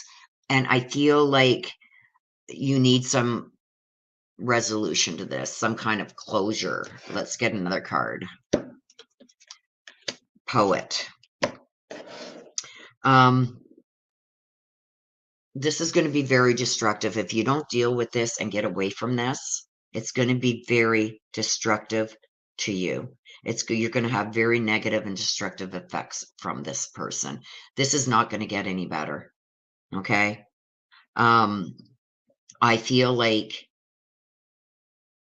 I am getting, he uses your past against you to hurt you more because you haven't done what he wants you to do. You need to get away from this person like as fast as you can. I see a resolution of some kind coming. So I don't know if you're in the middle of a breakup or you are thinking about breaking up. I feel if this is a significant other, either way, to me, it doesn't matter. To you, it's going to matter, but to me, it doesn't matter. That's why I'm not that I'm not concerned about you. To me, whether it doesn't matter to me whether it's a significant other or another male in your life, that's not what concerns me. What concerns me is I feel this person could become violent. So to me, it doesn't matter whether it's your significant other or a male friend. You got to get away from this person because I feel like it's like a cycle almost. They're abusive and destructive and demeaning and uncaring. And then they're like, but I love you and I need you and I'm so sorry, I won't do it again. And then it starts all over again. You know what I mean? It's a destructive behavior traits of this person.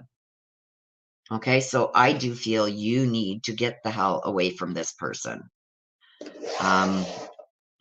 They're not bringing anything good into your life. You want to hear from Gary? This person looks for people who they're down on their luck, have had a recent loss, emotionally, and I'm not saying emotionally unstable, like that you have mental health problems. I'm saying emotionally because of either a loss or it's usually of a loss, whether it's of a job, a home, a relationship, a family member. They tend to go towards those type of people because that's how they try and control them. Okay, so whoever this person is, it's a male. Get the hell away from him as fast as you can. And I don't care if it's a significant other or a family member or a male friend. There's nothing good that's going to come of this. It's going to continue to be destructive. Okay, so you want a message from Gary. Gary, do you have a message? Look at that.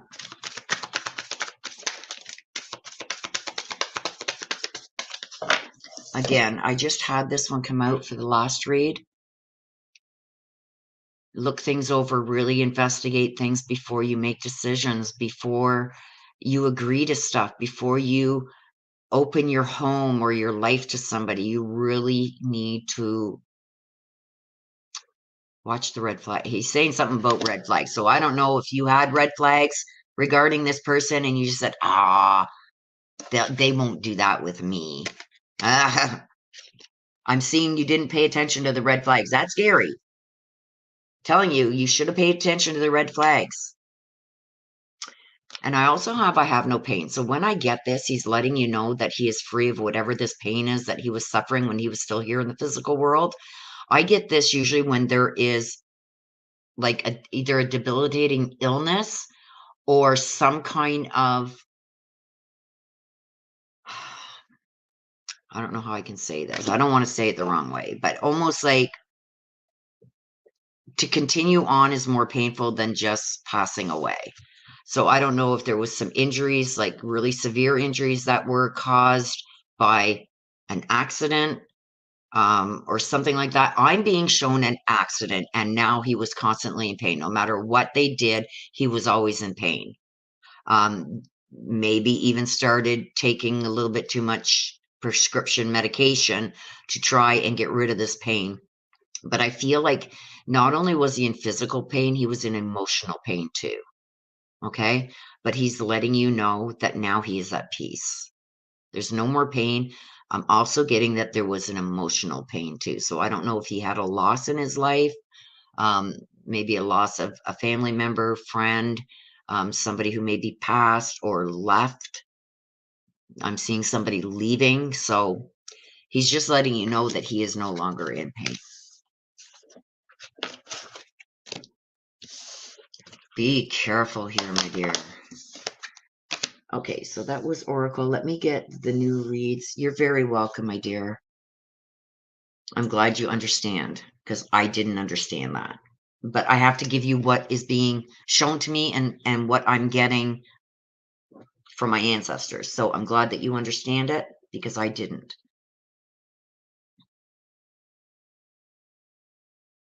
This I've been following you for a long time. You still never cease to amaze me with all years of clarity and such. They are spot on all the time. I'm not always right, GM, but thank you for that. When it comes to these, usually yes, because I'm getting it directly from my ancestors. So, okay, let me get you guys wrote down. Okay, so I got Trudy. Trudy. And you want to hear from your mom, Daphne, Mary Michael wants to hear from Frank C.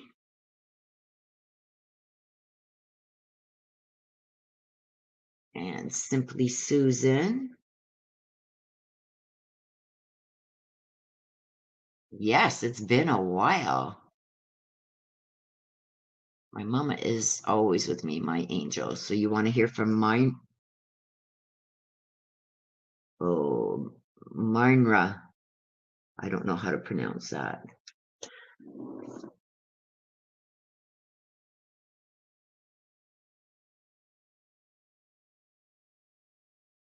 Okay, well, I am glad. Okay, let me just scroll up here, you guys. Hang on a second, because then we're going to take a quick break.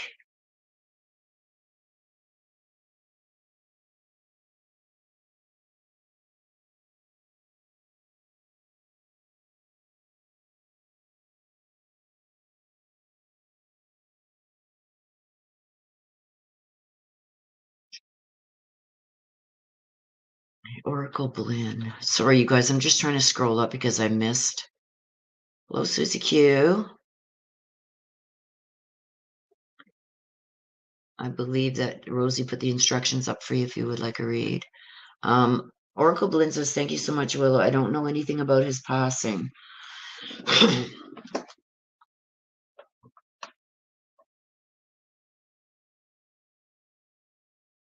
Oracle Blend with Gary. Yeah, I believe that. What did it just say? So there was something to do with the pain. That he's no longer in pain. So I'm either feeling like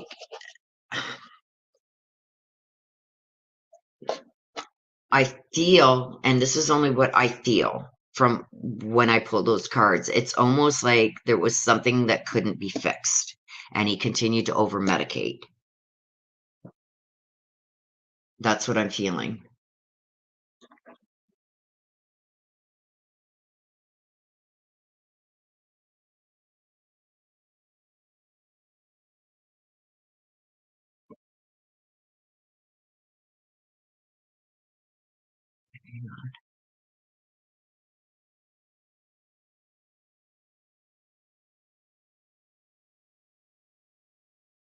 Kelly P, how come you didn't tell us you knew Donald Trump? Sounds just like him. Very bad dad joke. I'm sorry, didn't mean to go political. Yeah. Yeah, let's not mention him in chat because I don't need anybody starting off with. I mean, I'm not gonna remove your comment, Kelly B, but it's just this could turn the chat a certain way, and I just don't want to do that. So let's stay off the topic of him, please.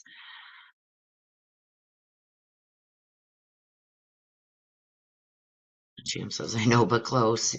Yeah. And I thank you for that, GM Carey.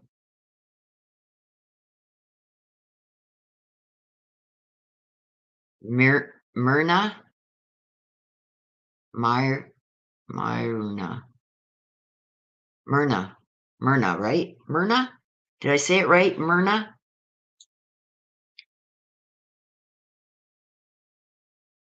Myrna. Okay.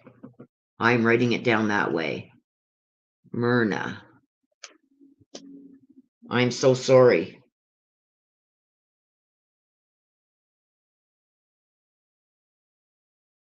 Okay. So we're going to take our little break, you guys. I've got Trudy, Mary, and Simply Susan left for reads.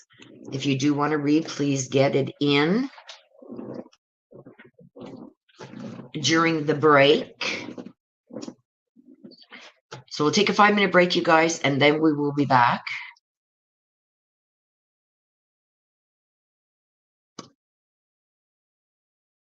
Okay, hang on.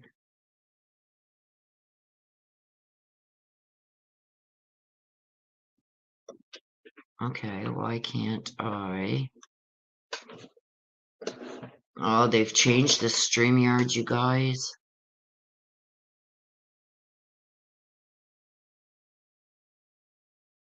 I can't post an overlay? Hang on.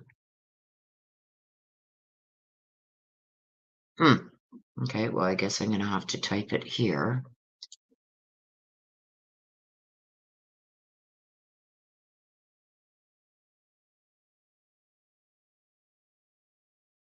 Okay, let's leave that out of chat, sister. I removed that.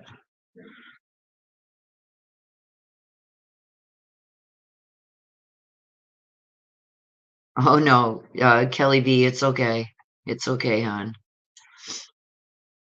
I'm glad, Slimpy Susan.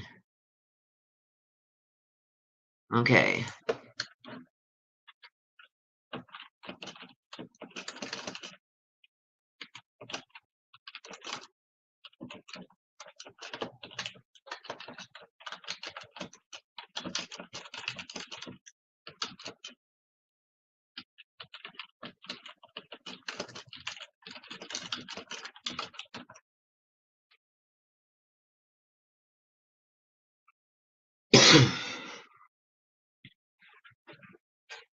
Okay.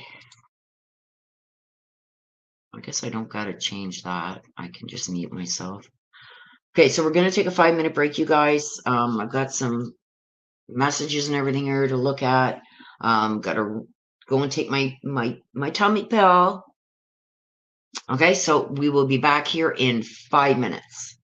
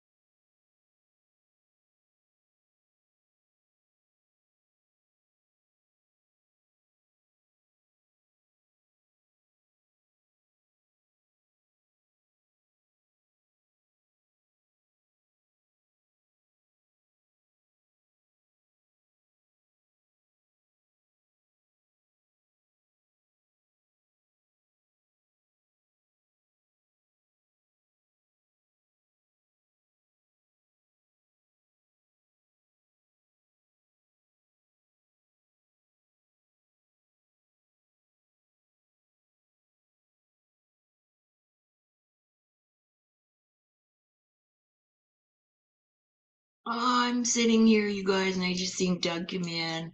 Ah, hey, Doug. I miss you. I'm sorry I haven't been able to pop in. I'm going to try and get in on one of your lives there. Pop in and say hello and support. I've just been really, really, really busy lately. So, um, know that I love you guys. If you guys haven't checked out No Thanks Investigates, it's got a lot of good information over there. Um, head over there. He's exactly how it is on his name there. No Thanks Investigates on YouTube. Go and check him out. He's got a lot of good information over there. Okay.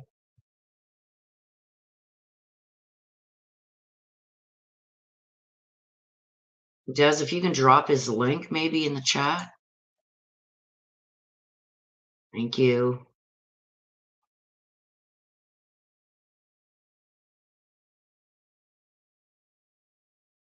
Yes, everybody say hi to Doug. Okay, I gotta run up to the bathroom really quick, you guys. Yes, Des really needs to talk to you too. We're not going to get into it here, but Doug, she really needs to talk to you. She needs your help with something. Um, okay, I'm going to take a run upstairs real quick, you guys, and I will be back.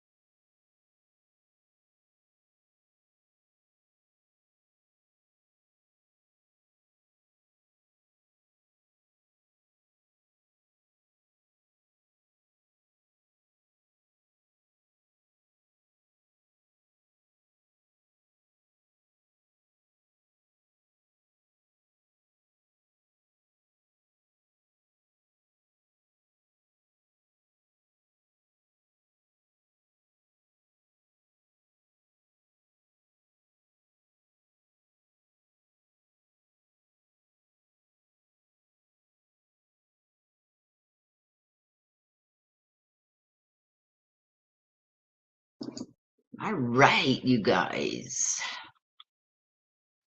Okay, let me see here. Okay, let me get these written down, you guys.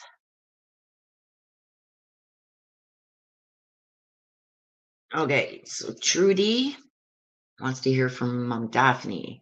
Mary Michael wants to hear from Frank C. Simply Susan wants to hear from Myrna and Miss Tina. Hello, Miss Tina. Request from my daughter-in-law's father, Robert, who passed away in a car accident this last September. I am so sorry to hear that. I can't control what comes out in the minis, Miss Tina. For specific questions like that, you would have to get a full read done. But I'm not saying that information regarding that would not come out in your read. It may very well. I can mention it, but I can't guarantee you that that will come out. Now, is the reading for you, Miss Tina, or do you want me to say your daughter-in-law's first name? Is the read for her or is it for you? If it's for her, if you want a read for her on messages from her dad, then I would ask him to respond to her name instead of yours. So can you please let me know that? Her name is Danny. Okay, so I'll give the read for Danny, right? Is that okay? And Danny wants to hear from her father, Robert. I think it would be better that way if that's the information that you want. He may come through a lot more for his daughter. Okay, perfect. I will do what I can, Miss Tina. I can't guarantee that that's what the read's going to be about, but it's going to be whatever spirit wants Danny to know is what they're going to bring forth, okay? Sometimes we don't get what we want, we get what we need, right? Because when spirit is on the other side, don't forget, they see everything, right? So they may see that there's something else that Danny needs to know a lot more about.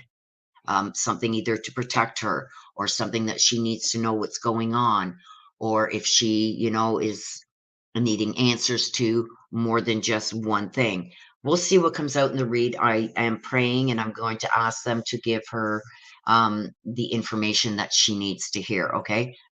That may bring out messages from Robert, okay? From her dad. Courtney. Hello, Courtney. Nice to see you. And you want to hear from your grandma, Viola? Oh my gosh, just passed away. Oh my gosh. Okay. I'm so sorry for your loss.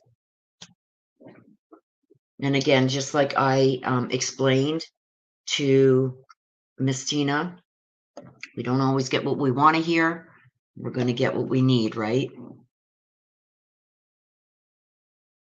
Don't forget, this is, your loved ones that have crossed over that are coming through and bringing you messages about stuff that they think is important and that you need to be aware of, okay? So let's get going. We've got Trudy. Let me just get my chair pulled back in. Have some of my coffee. Okay. What do we have for Trudy, please? And she wants to hear from her mom, Daphne. Whoa, there we go. We've got Renee, she who hopes. Okay. So this is talking about new hope for love, relationships, things maybe that you have been wishing for, stuff like that. Okay, but let's see. We'll get the clarification and we'll see what this is about for you, my dear. I'm sorry for those who have earbuds.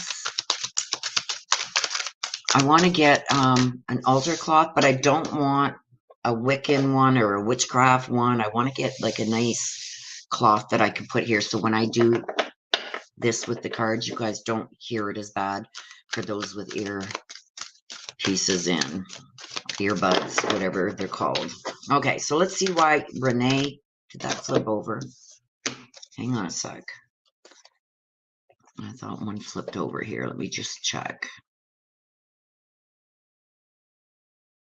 Oh, okay. Let's continue with the shuffle. I thought one had flipped over. Lover. Okay, so Renee talks about hopes and dreams and stuff like that when it comes to relationships. Well, I just got the lover come out in the upright.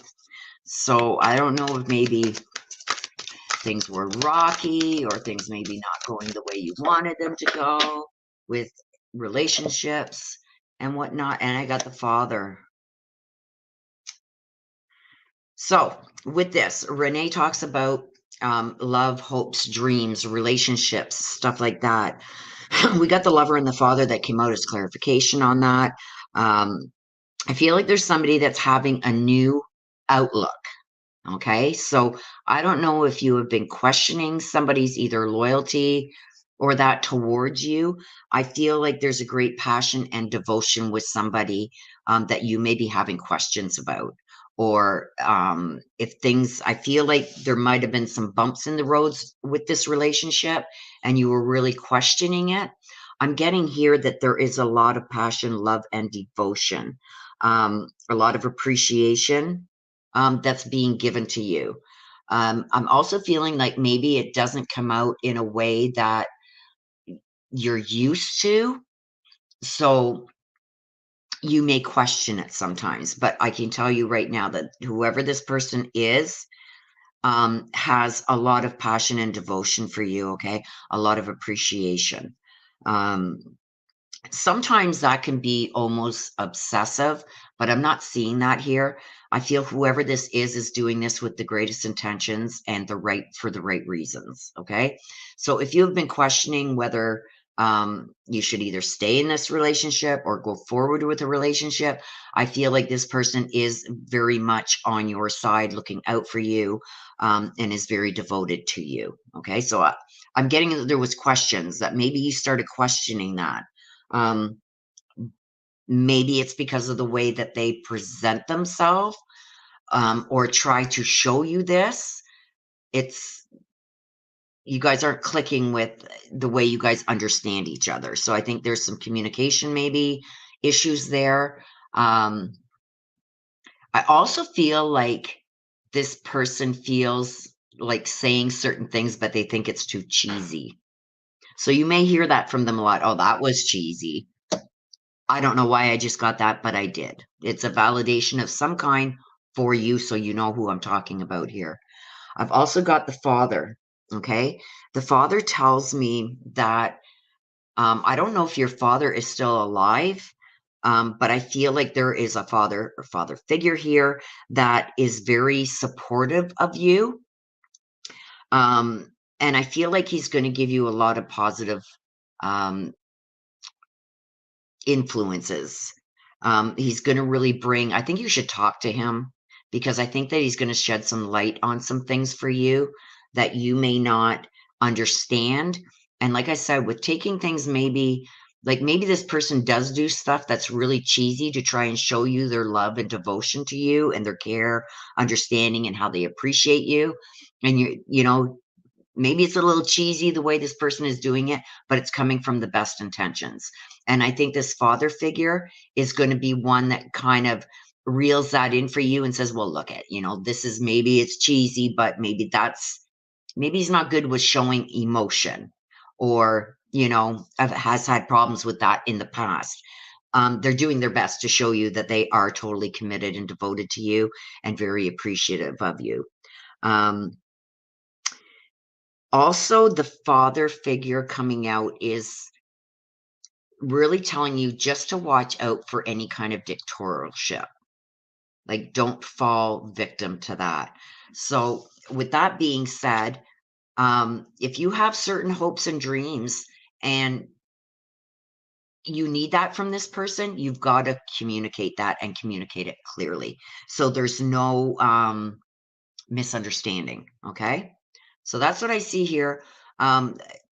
If you've been wondering about if this person is devoted to you, absolutely. They have their best intentions towards you. Um, Cheesy sometimes, yeah, but it's coming from a good place. You want to hear from Mom Daphne. Let's see what we get for you, my dear.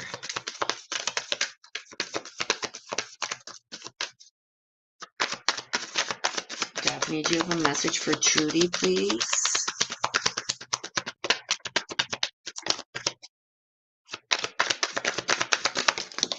There you go.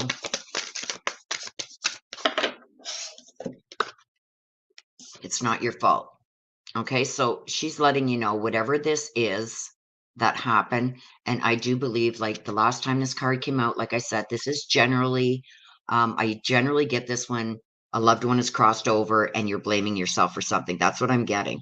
The last time it came out earlier in the read, it wasn't that way, but this one, I do feel that this is her letting you know that it's not your fault. You got to let go of something. So I don't know if there is something that you feel you could have said or done that would have prevented her death.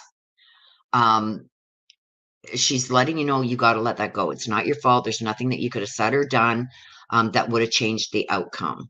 Okay, so whatever this is, you have to let it go. Okay, it's not your fault. She's letting you know that right here. Okay. I get that a lot when families have to make decisions, or when somebody maybe comes home from hospital and they need a caregiver, and sometimes, you know, they feel like they're not doing the right thing or didn't do the right thing after a passing. I generally get that, but she wants you to know that it's not your fault. There's nothing that should have been changed. Okay? She wants you to stop blaming yourself for something. Okay, Mary Michael. Mary Michael. Let's see, Mary Michael. Mary Michael wants to hear from Frank C. Let's see what we got for you, Mary Michael.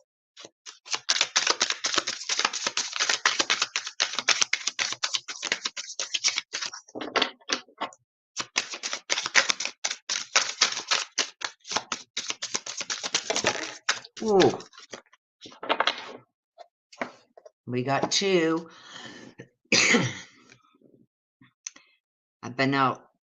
Abenoloka. Something about a battle going on. Okay, she who battles. See that? Now that the sun is going down a bit, it's coming in a little bit clearer. And we got Orchid, she who thrives. So with this, I'm almost feeling like there's either some kind of justice coming, or you feel like you have to bring justice to something. I've also got something about somebody going to prosper, like somebody's going to do really well at something that they're unsure of. Somebody blossoming into something that they never thought they would become. That's weird. It's a weird combination. So I believe it's 2 separate issues or 2 separate things that are going on here, because she who battles, it's almost, this could also be that there's something that you've been fighting for a long time, and you're finally good. It's finally going to come to an end and you're going to win almost. This could be a court case. This could be somebody that you've been battling for a long time to maybe get to understand certain things or whatever. Let's see. Let's see what the clarification cards. Whoa. I did that. I did that. I did that.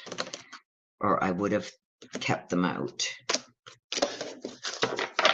I hit my finger on the bottom.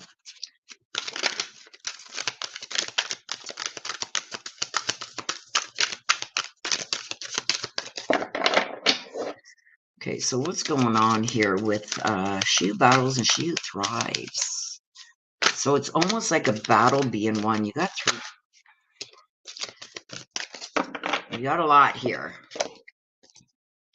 Reverse. So let's move these. Reverse. Child Eternal is in reverse. We've got the Fool, we got the Networker, and we got the Monk and Nun. So let's start with this first, because I've got a lot going on already over here. I feel like with the Fool, the Networker, and the Monk Nun coming out, The Fool stands with like revealing emotions, okay? Helping people laugh. I get this a lot when, when people laugh when they shouldn't, because that's their way of dealing with things that are either hurtful or stuff like that, laughing at inappropriate times or smiling at inappropriate times. I'm getting kind of that, but I also got revealing some kind of emotions that maybe were kept hidden before. Um, with the networker, I'm almost getting, this is somebody winning a battle and finally being able to go forward. Um, I feel like I feel like there was people that didn't believe in you in this battle. I feel like you're going to gain allies with the networker. I really do feel that people are going to go, damn, she was telling the truth. So I don't know if this is something that you had to prove yourself. But I do feel like you're going to have a lot of people jumping on side with you now. I feel like now that this new information, there's going to be some kind of information that comes out that's going to help you win this battle and go forward and prosper. Okay. So I also feel like they are going to give you finally some empathy, and they're going to jump on the bandwagon to even maybe help you excel. Um, but I'm hearing, this is what I'm getting. It's like, oh, damn, she was telling the truth. So I'm thinking that these people maybe could have maybe not believed in you before, or really questioned maybe motives or something like that. And I got the monk and the nun. Um, this is almost like a selfless devotion to something. Is it this battle that you've overcome? It's almost like, I'm not just doing this for me, I'm doing it for everybody that has to deal with this. This could even be about a person finally getting some kind of justice towards a person that was maybe harming others or doing things to others. I feel like you've jumped in, basically, whatever this is, winning this battle and flourishing and blossoming and going forward with a whole new light around you now. That people are finally going to jump on the bandwagon with you. And almost like, when I get the Fool and the networker like together, it's almost like people really didn't believe what you were saying before, but now they do. And now you're going to get that empathy. But we got the child eternal. Okay. So whoever this battle was with, they still have not grown from this. Okay. It's almost like an inability for this person to grow up and deal with things like an adult. And this person also kind of does things that they shouldn't do to try and get security for themselves. It's odd. It's really odd. And they really depend on others, because I don't think that they could pull off it's almost like a scammer type thing. I don't think they could pull shit like this off unless they had people that were really dependent on them, that they've really tricked almost. I don't know. It's almost like they've told a series of lies to get people on their side. And that's where I think this is coming in, where the empathy now is shifting to you. So if there's something that you've been battling, I'm telling you, it's going to turn out in your favor. People are going to finally see the truth, and they are going to be there to support you. But this person here, whoever was involved with this battle and trying to even maybe hold you back, you're going to blossom regardless. Truth is finally going to come to light, but this person is not going to take it well. Okay. So whoever that was involving, they're not going to take it well. And I think they're just going to look for more avenues where they can interject themselves and try and get more drama or something going. I don't know. But I think people are going to start seeing the person who they really are. Okay. So you want to hear from Frank. See, there we go. Look at that. Frank, do you have a message, please, for Mary? I've become one of your guides. You see this? He's reaching out. So he is letting you know that he has become one of your guides. He is going to try and give you help from the other side. You need to meditate to connect with him.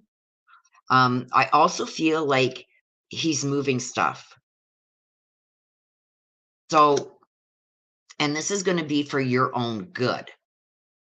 So I don't know if, like, how can I explain this? I see him just moving stupid stuff, like taking your keys from there and putting them somewhere else where it's going to take you forever to find them. Or, you know, this should be here on the shelf and he's going to move it over here to make you think. It's weird, but that's how he's trying to communicate with you. But you also got to meditate and really ask him questions, because he's going to help guide you in decisions. Okay? He's reaching out to you. Okay? So there's a lot of information out there on Google on how you can connect with your guides. Look into that, because he is really trying to help to guide you in the right direction. Okay, that was Mary Michael. Simply Susan. Mary Michael. Take a sip of my coffee at the same time. Mary Michael, oh boy, that child journal, spot on. I know exactly what that is. Drama is the name. Oh, there you go. There you go.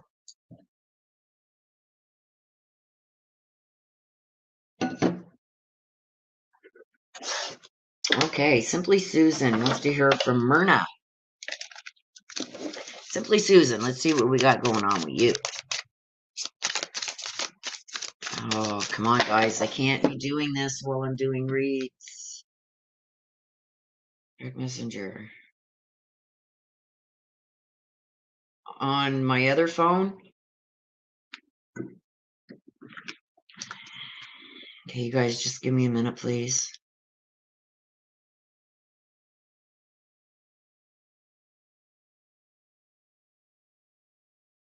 It's just starting up because my battery was dead. So I'm gonna get this. Let me do this one and then I will check it, because my phone is just starting up. That's my old phone that I have my other number on, Rosie, and it was dead. So okay, Simply Susan wants to hear from Myrna. Primavera, she who reigns. She who reigns. Something, what Primavera is standing for is something is actually, you're going to actually realize something that has potential where maybe you didn't realize it before.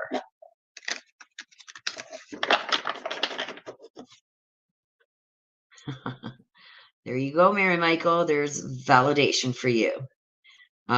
Because Simply Susan. That's what I said. That's what came through when this came up, that he moves things. Okay.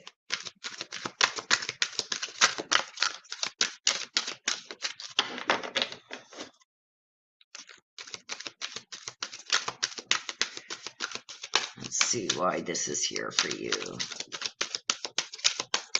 Whoop, that one. Okay. So we got beggar.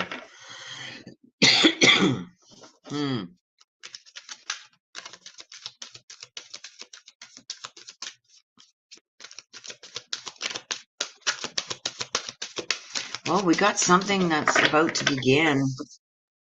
Something that you're going to actually realize potential in, and we've got the beggar.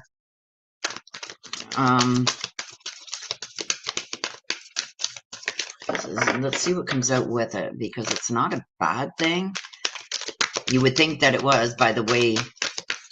Anyway, let's see what comes out with it. Did that flip? No.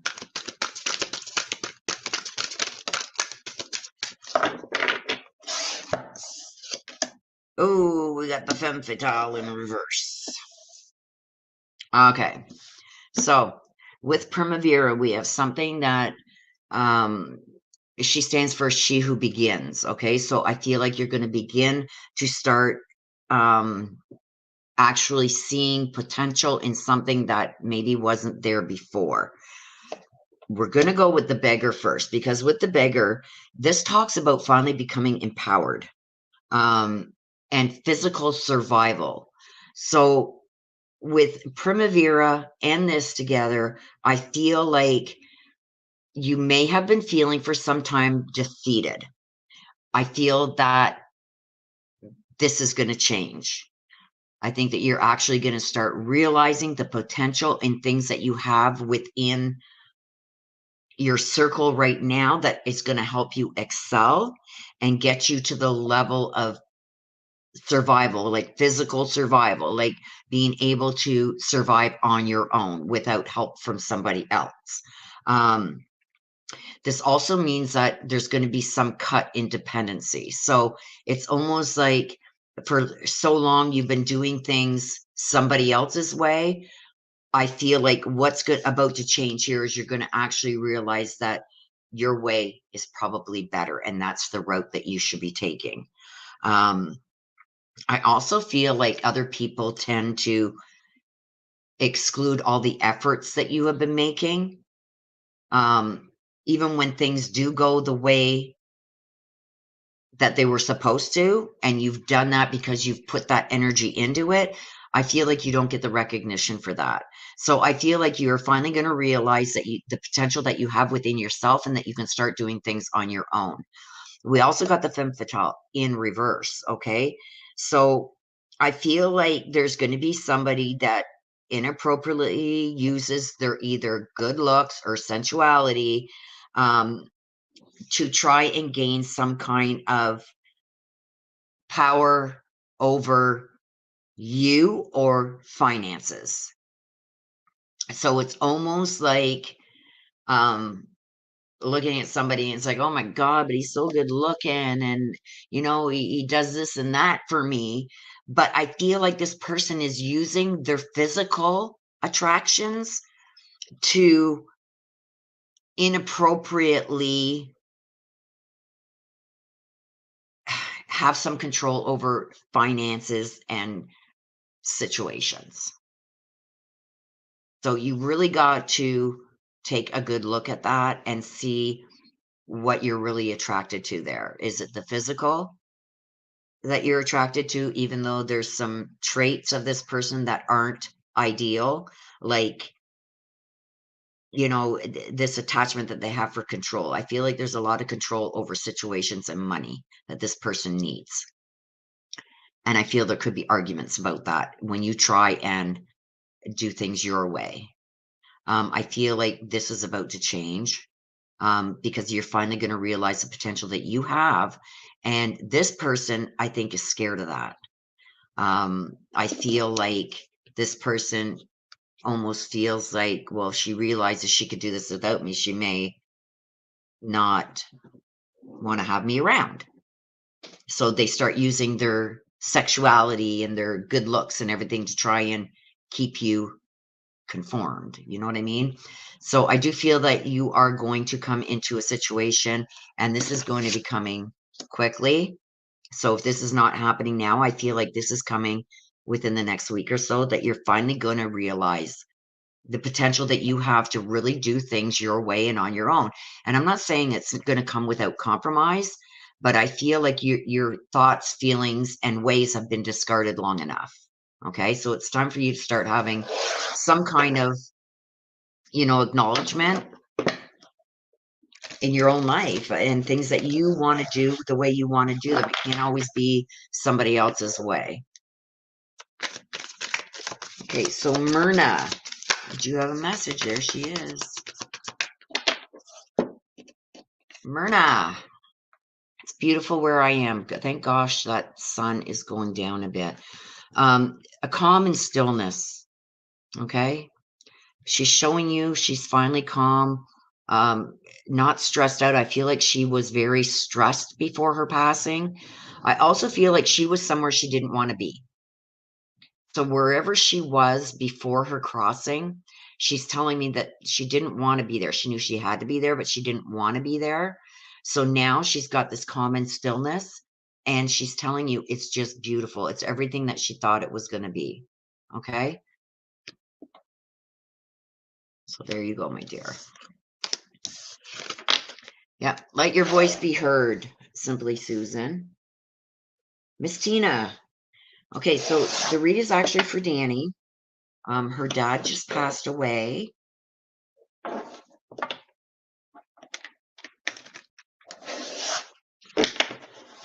Okay, let me check before we do that. Let me check over here.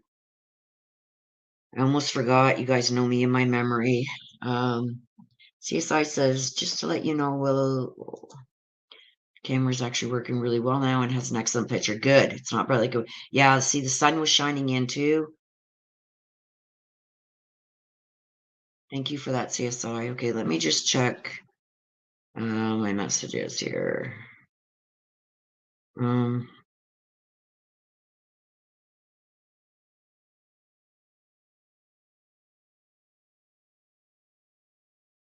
Messenger.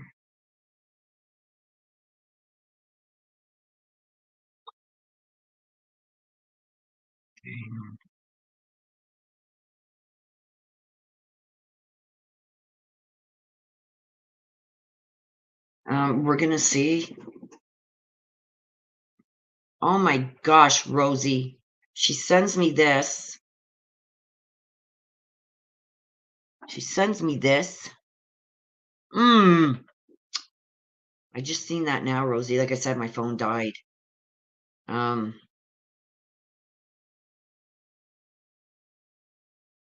We'll see what we get.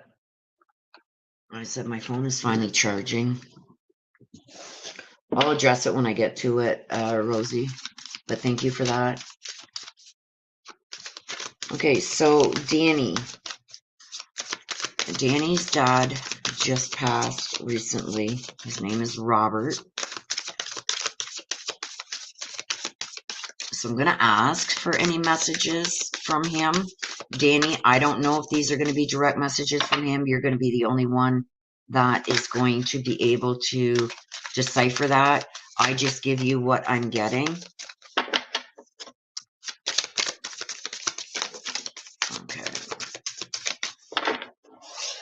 Okay, so we have Therese. She who, oh, there goes my camera again. She who is present, and I got Valencia. Okay, she who stands. So I feel like somebody's standing up and being present for something. Basically, she who's present tells me that somebody wants answers. That something is going on that they've been given an answer to, but they still don't understand it. They haven't accepted it as fact. So I feel like there's a lot of things that are out there that maybe have been said to you. This could be right from your dad. Because I feel like there's a lot of unanswered questions that you still have. And you're not really taking the answers that you've been given at face value. That's what I'm getting from that. And then Valencia, she who stands, it's almost like you're determined to get to the bottom of this. So let's see what comes out with this. My cards are really... It's almost like something you're not getting the answers that make sense, so you're going to get to the bottom of it. You're very determined. So let's see what comes out in the clarification cards. Clarification, please, on Therese and Valencia. Why are those cards there for Danny? Why are those cards there for Danny? Valiante, yeah.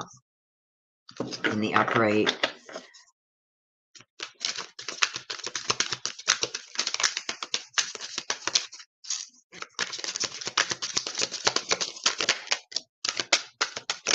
Oh.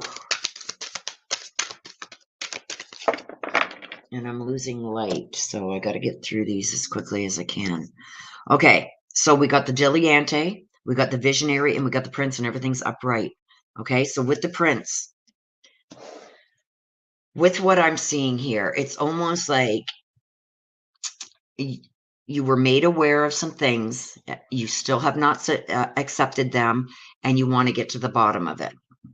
Okay, the Dilettante, the Visionary, and the Prince. This is telling me about a male who has a specific charm. So I don't know if this is your dad, but I'm going to explain to you what I'm getting, the feeling I'm getting with this card coming out. I'm getting that he had a certain charm about him. He could get people to do things they didn't want to do. And I'm not saying that this is a bad thing, Like, it's like, okay, come on, let's go on a bike ride. Oh, Dad, come on. No, I'm not going on a bike ride. My legs are too sore. He had a charm about him to get you to do what he wanted you to do, even when you didn't want to do it. So I'm feeling like he wants to give that power to you. He's giving you this power to use to get through things that you don't feel you can get through. I don't know why, but he's bringing that forward.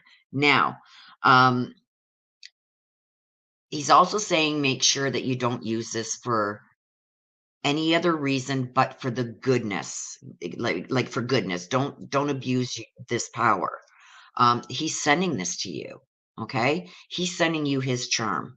I feel like you were very matter of factly when dealing with things. Like, don't beat around the bush, just forthright. On no, no, no, no. That's not the way. No, like that. That's how I feel you are.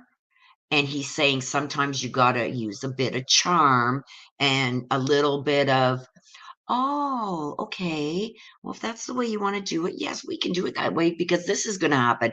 You know what I mean? Like, he had a way of changing somebody's mind, and he wants you to be able to do that instead of being matter of factly and like just pushing, okay, the truth. I want this, I want that. Like, no, never mind the little details. I want the truth. I want the, he says, use the charm, you'll get farther. Okay.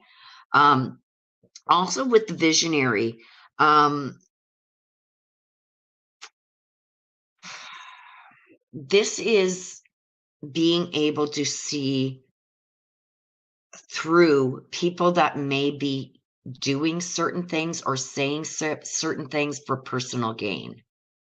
Now, I'm feeling, and please don't take offense because I'm only giving you what I'm feeling. I'm feeling like that there's somebody there that said, that is like something that of your father's that you are really attached to, you really want. I feel there's somebody that's going to be there going, no, he said that that was for me. It's a lie. Um, and I think that, mm, I think they're going to be doing a lot of things for personal gain. He wants you to watch out for this person. So if there's somebody that seems like overindulging in stuff and maybe even making up stories regarding him or his passing or what their conversations might have been, there's a lot of things that have been made up. Okay, so be very careful of that. Um, I also got the Dileante that tells me that um,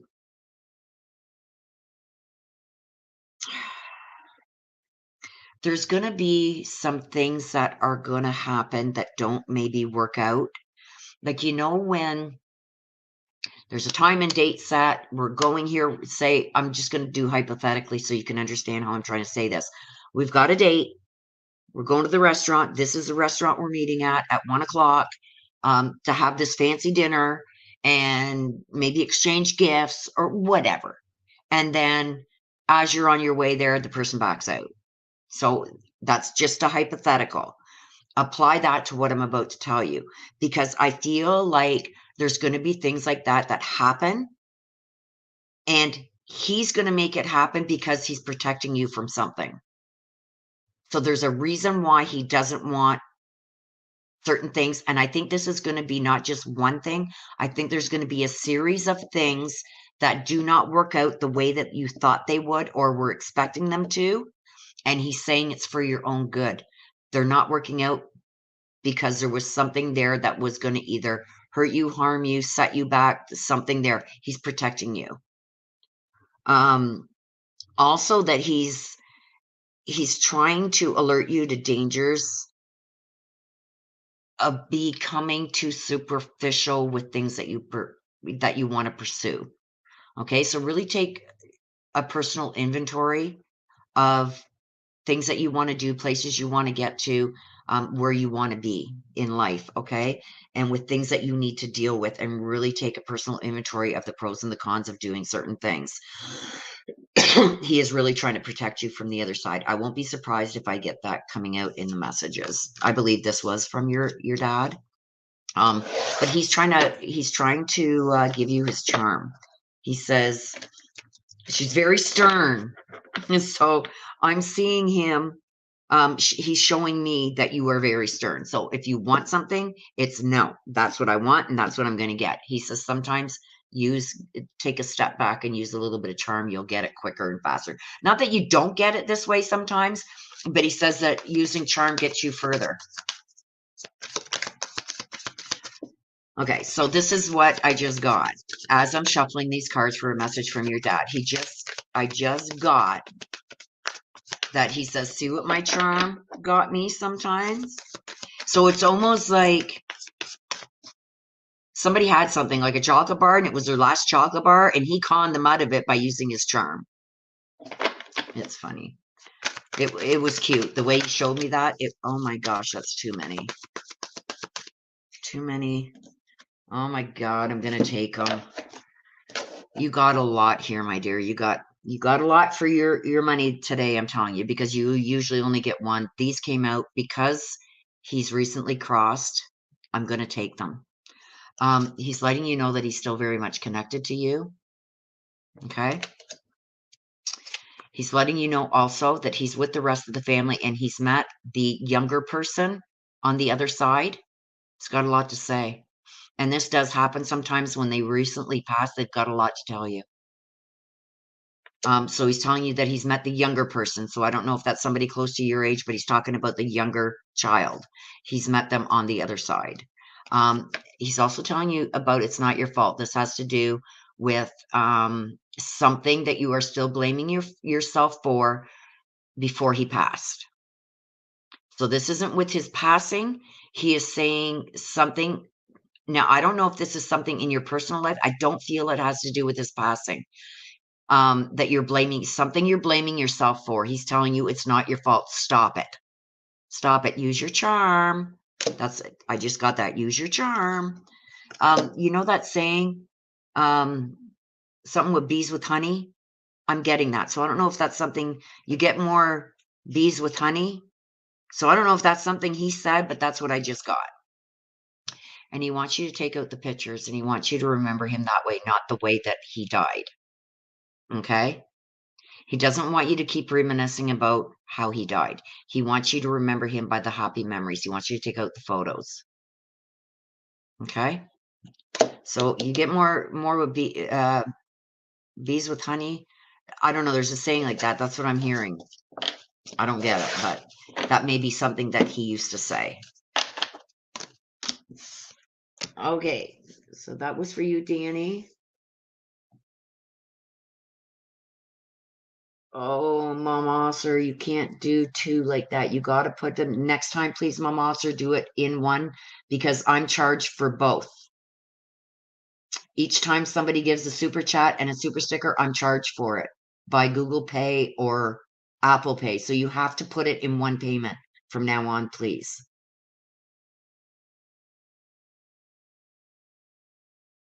I already lose enough from them, 42%. So please, when you do make a payment for a read, you have to put it in one payment. But I do have you, Mom Osser, and I need a name of somebody you want a message from heaven from, please. Okay, Courtney wants to hear from Viola.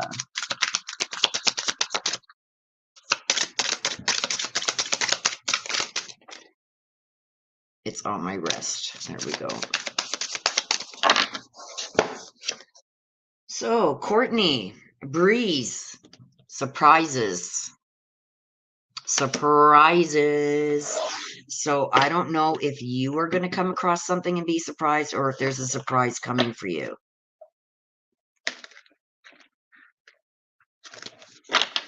Rosie, check top payment, Willow. Okay, check top payment.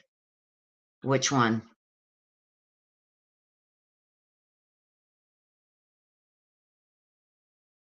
Which one, Rosie?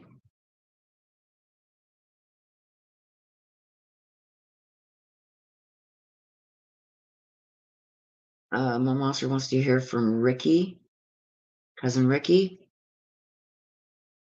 Okay.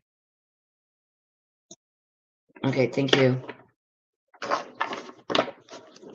My screen is going so fast, you guys, over on my other screen over here where I see.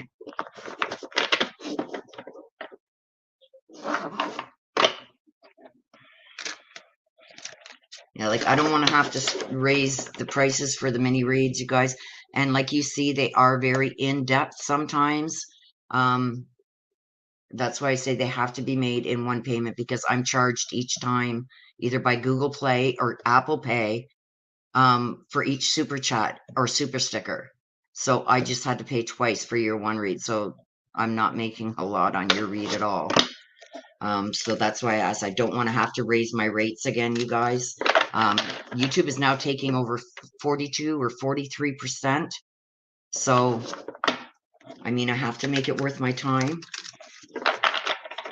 I don't want to have to raise rates. So please, one payment. Okay, Courtney, let's see why we got Breeze there.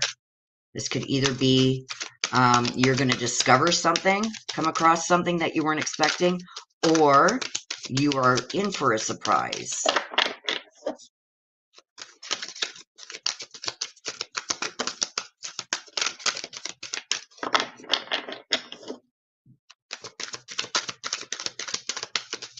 So there's one. Let's see what we got out here. Healer.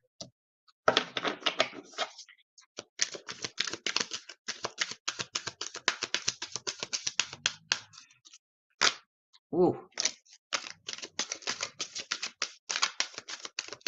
There's 3 that dropped.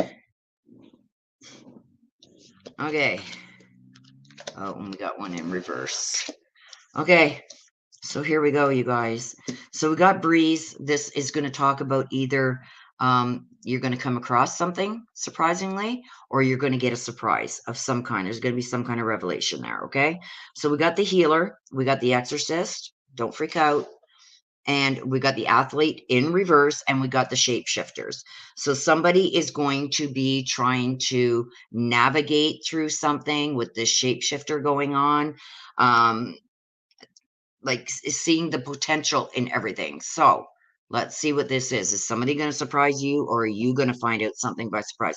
The exorcist is freeing yourself from others, others that are really destructive, that maybe are always into the drama and stuff like that. You've got it in the upright, so that is a good thing. I feel like you're going to be free of the drama that has been surrounding you lately. And I feel like there's going to be some help there somewhere because I've got a shapeshifter in here and I've got a healer. Okay, so I feel like whatever this was or whatever was going on where somebody was doing things to hurt you, and I'm feeling like this is more somebody hurting your heart. Somebody doing things maybe behind your back, stuff like that. I think that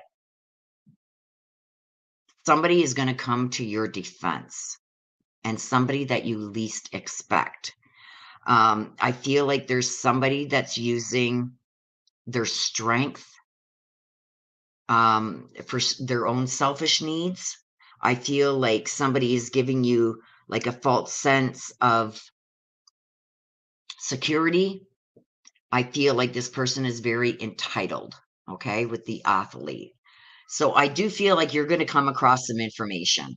I believe that this is either going to be something with media. There's another person here. I'm thinking is going to be a female that comes in and shares something with you that they found on social media.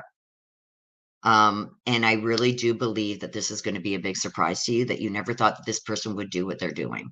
So there's something going on behind your back that's going to be revealed to you, and whoever this female is going to bring you proof. There's also a male here that feels very entitled certain things. Look at me, do for me, like very entitled. And I do believe that they it's almost like you can't do this without me type thing. They use their power for their own selfish needs to keep you in maybe situations that you shouldn't be in, or to use you as a scapegoat for something, that this person's always blaming you. Well, something's going to come to light here. There's a female that's going to bring stuff to light. You're finally going to be away from this. I feel like this is going to be something that you discover. It's going to be brought to you. And I think that you're going to be finally able to free yourself from all this drama that's been going on. I think it's really going to give you a change of heart and a change of mind with this person. Okay?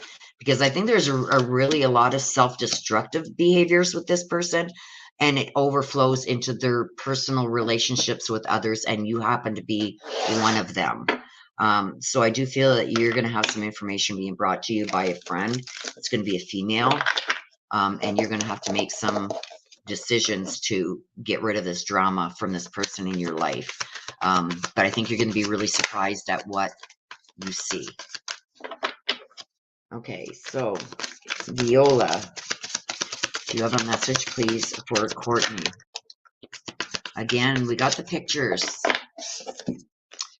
We got the pictures. Remembering Courtney, you got to remember Viola by the memories that you shared. So I don't know how she passed, but she doesn't want you to remember her that way. She wants you to remember happier times. I feel like she had maybe got into something she shouldn't have, maybe wasn't making proper choices or something nearing the ending of her life. So this is before she passed, while she was still here in the physical world. I feel like she started making maybe some choices that weren't the best for her. She doesn't want you to remember her by the way she lived her life just before her passing. She wants you to remember the memories. Take out the pictures. She's showing me the pictures. She's showing you the pictures. That's how she wants you to remember her by, not by how she was just before her passing. Okay? Watch over this. You're going to get some information. Somebody's going to be giving you some information. And you're going to finally realize why all this drama has been surrounding you lately. There's been one person in particular, I believe, that has been causing that. Okay, so Mom Officer wants to hear from Cousin Ricky. Mom, way too many. Look at this. There's like about 8 here. No, too many. It's getting dark, and I don't want to put on my light because I don't want my light here to screw up. You're very welcome, Courtney. I think you're going to be shocked, surprised and shocked at what you see. So this is the last read, you guys. We're going to have to start wrapping it up. Mom Officer, Cousin Ricky. And there goes my screen again. Damn it. I've ordered a new monitor too, you guys, because I changed them because this kept going out, so I put it over there. Whoa, Mom Officer, somebody has something. Spirit wants you to know something. Look at that, too. Okay, so we got Hannah about listening. She who listens. And we've got Eclat, she who regrets. Uh-oh. Uh-oh, red flags. See all the red flags? There's also a sword behind her fighting a battle. There's also skulls down here. This is somebody who's regretted decisions that they've made. I feel like there could be another person there also that maybe gave you some advice and you didn't listen. Let's see. Let's get some clarification. Because I've got a battle going on here, a lot of bitterness before final victory. So I do feel like you will get through this, but I also have somebody over there saying, if you just would have listened to me.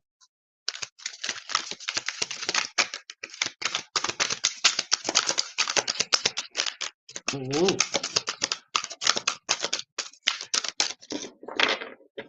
I almost had about 10 cards come out there. So let's see what this is about, Mom Officer. Whoop, there's one. Scribe. So we do have Scribe that's come out. Preserving knowledge and information. Somebody had information that they held back. Uh-oh. or somebody's holding back information.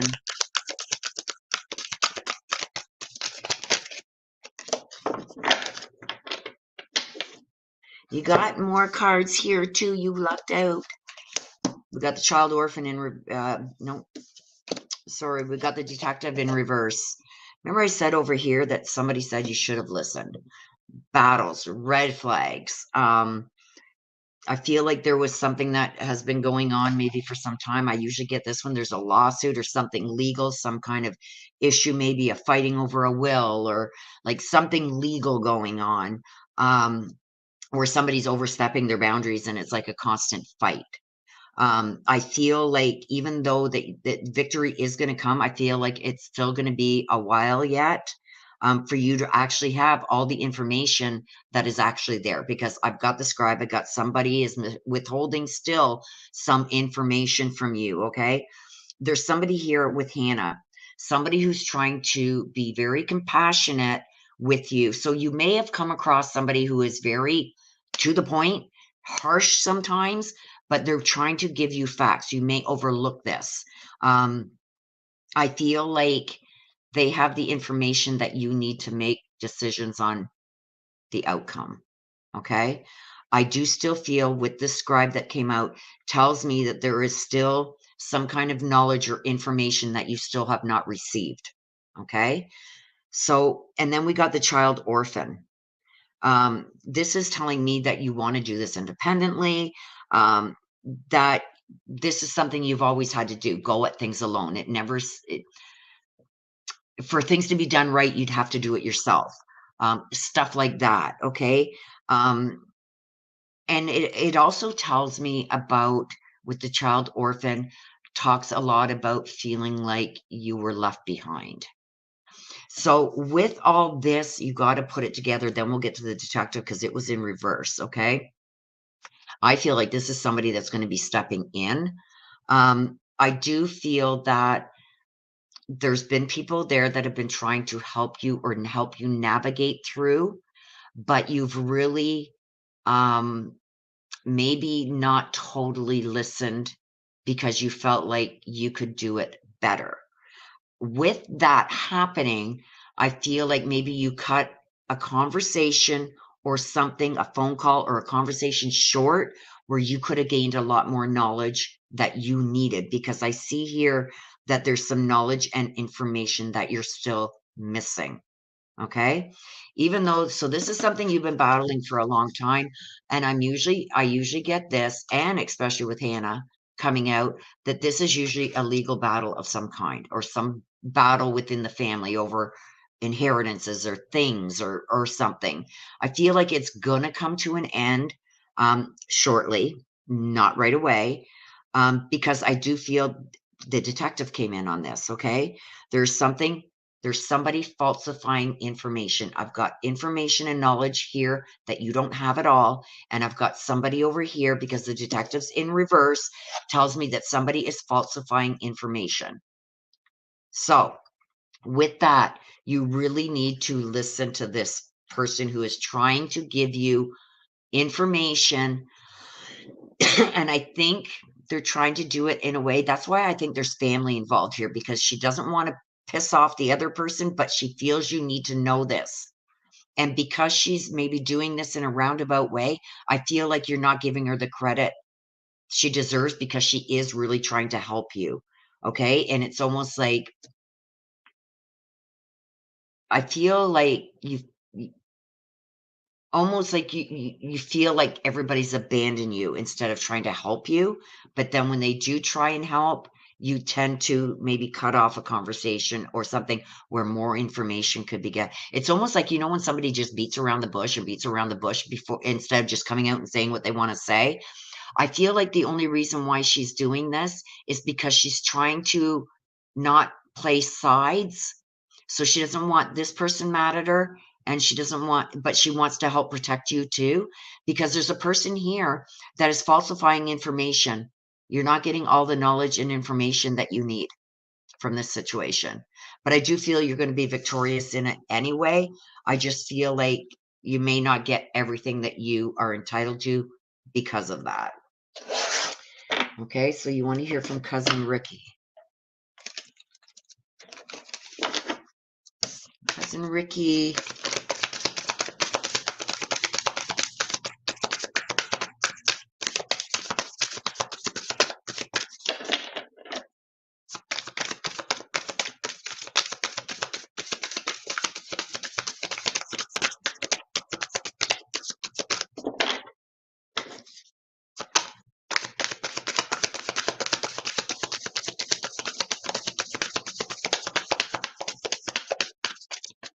Cousin Ricky, come on now.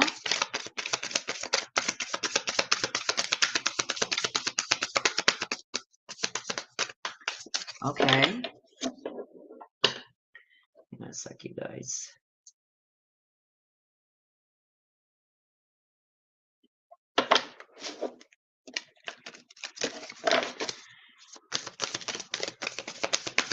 Okay, there's two that popped up here, and I'm going to take them. You got a lot of extra cards, Mom Officer.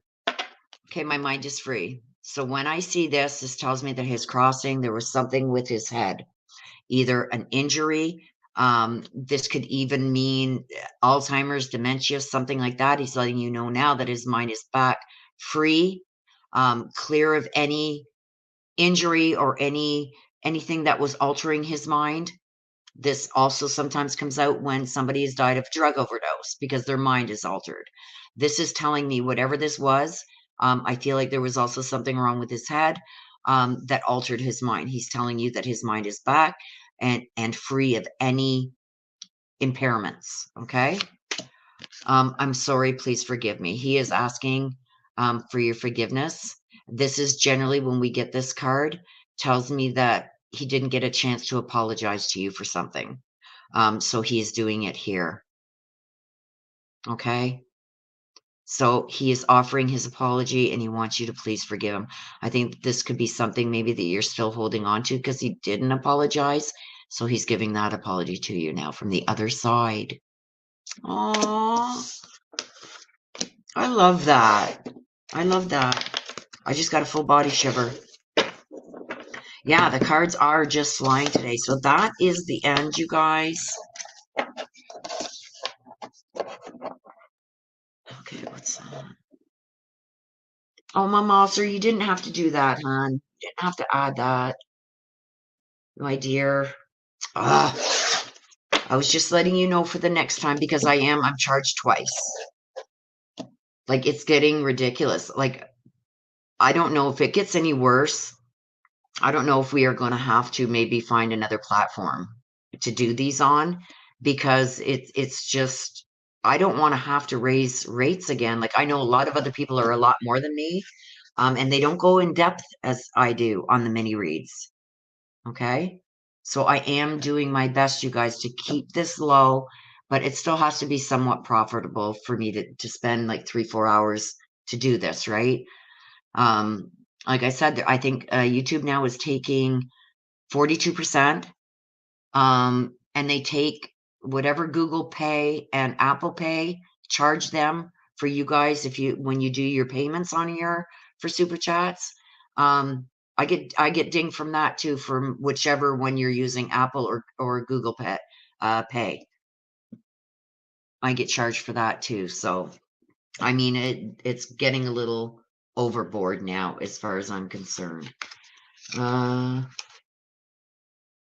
Susan, you can email Willow. Susan, what did Susan say? What did Susan say?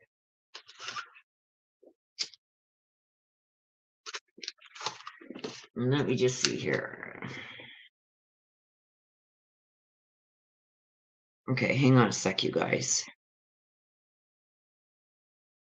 My sister, I've got a book.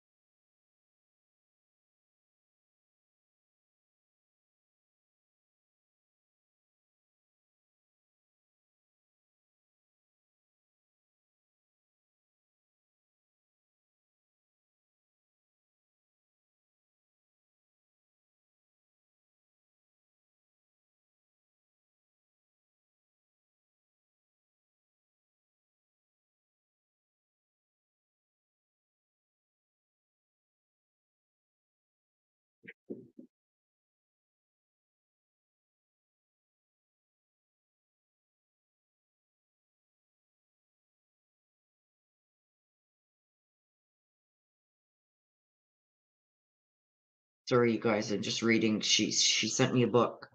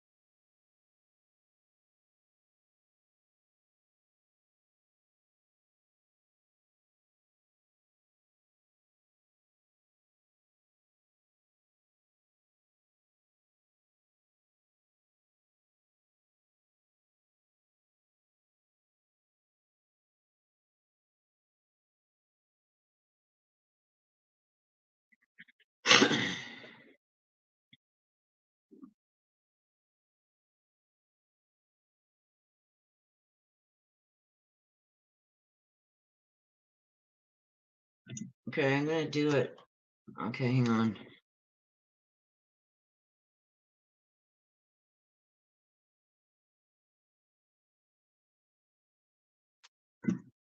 Okay, you guys, I'm not going to, sorry. I am so sorry, you guys. That was my sister, and she's going through something right now.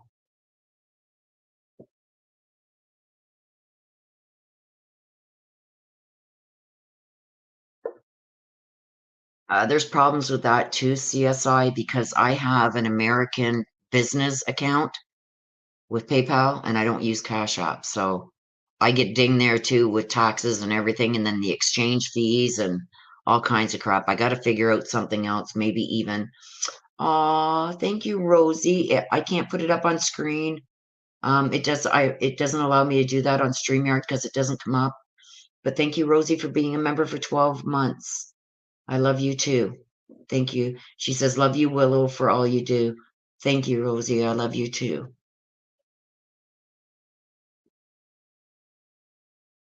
Mama, sir.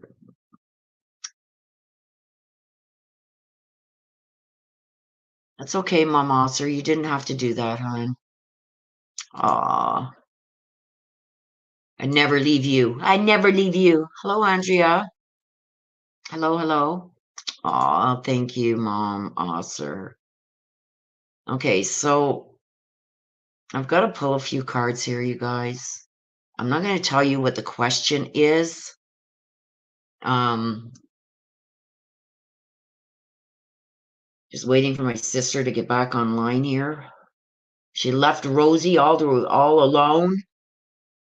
She's going through some stuff, you guys. I'm going to show you. She's not only dealing with problems with her husband, but this is what she's dealing with from last night. Oh shit, hang on. Dad was in a car accident. Dad was on his way from down by New York.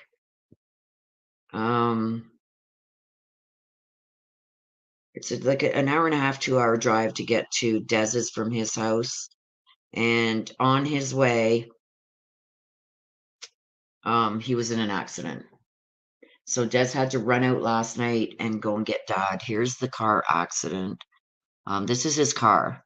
This is what happened last night. So we've been keeping it under wraps until the end of the read, you guys. But this is what Des had to deal with last night.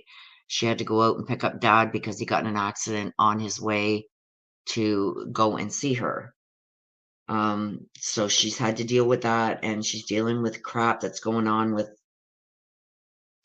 her husband, and it's just been a cluster F for her. So, as soon as I see, sister, you didn't have to do that. Stop it. Still here, but spying to see what's going on to or not to go. Can you ask live? I don't care. Air it. Okay. So Dez's husband has taken their daughter to meet with his mistress. Basically using his daughter to keep his mistress's kid occupied so they can have their little rendezvous. So she wants to know. Yeah, Sergeant Melinda is not here. No, I haven't seen her either. She's got a bunch of stuff going on. Okay, hang on. So she wants to know if I say, go show up, walk right in there and say, you are not cheating on me with my daughter in your presence, bringing my daughter to keep her son occupied so you can cheat on me. And you're meeting with your side piece right in front of my daughter. I don't want my daughter to think that's okay.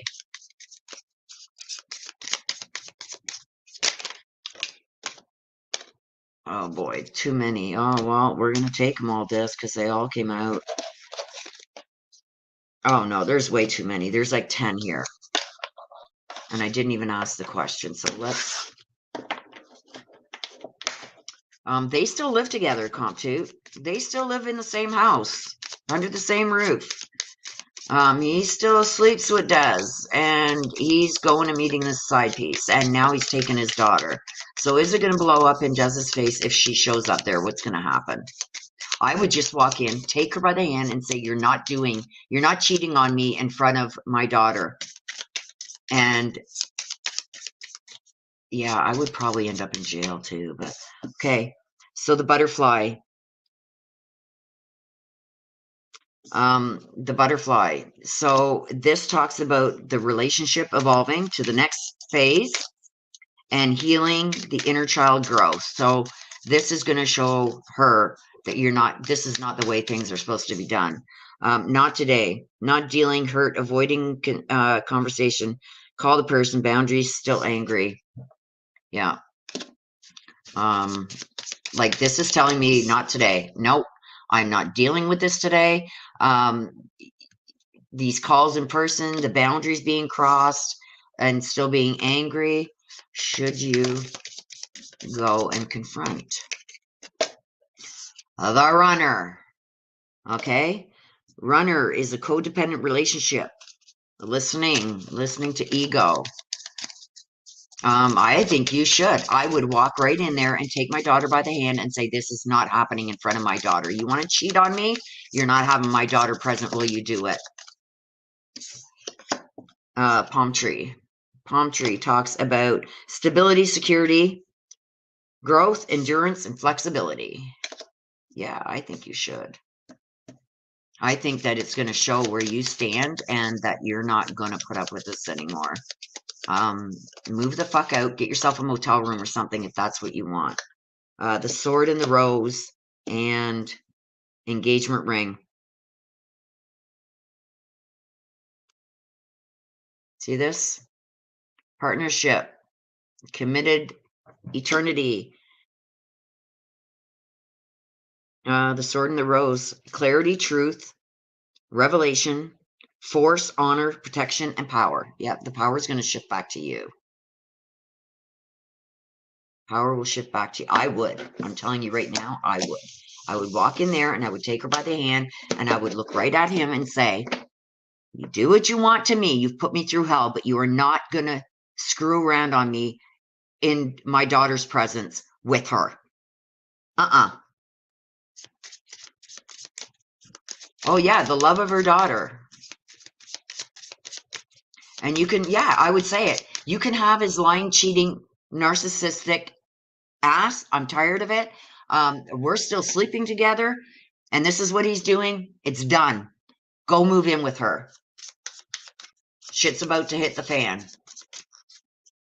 Like not in front of my daughter.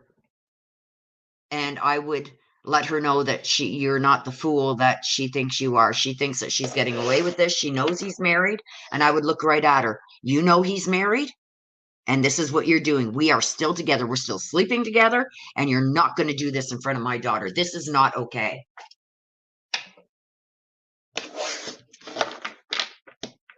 I would walk right in. Oh no, no, no, no, no. That's not happening in front of your daughter. That's exactly what I would do.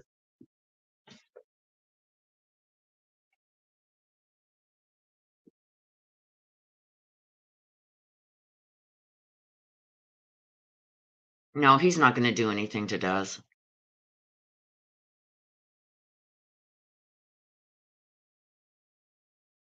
Her husband is meeting up with another woman who is single with a child.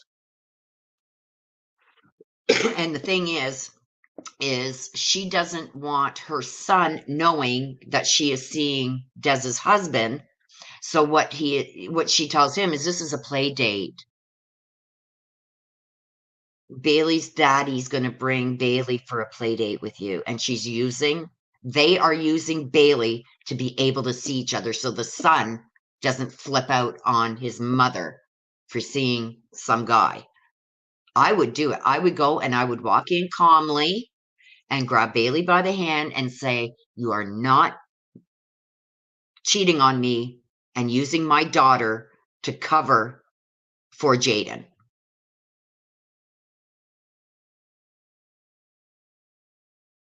I would walk right in there and take Bailey out of that situation. And you know Bailey's going to shoot her mouth off, and Bailey's going to say what she needs to say. I'm telling you, I would. That's what I would do. And I would make it clear to her, you know he's a married man. You know he still lives with his family. You've got him convinced to leave me. Good. He can leave now with you. He can go home with you. Because he's not going to show my daughter that this is okay. Screwing around while you're still married, living in the same roof as me. What kind of mother are you? And then you're having him use my daughter to hide the fact from your son that you're screwing my husband. And I would walk out. That's what I would do. But you're running out of time to do that. Sorry. Like, oh.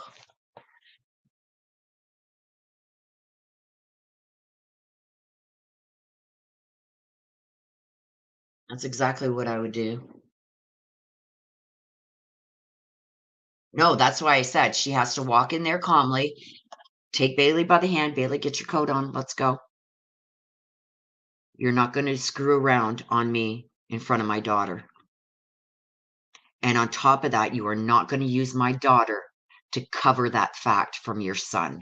What kind of mother are you?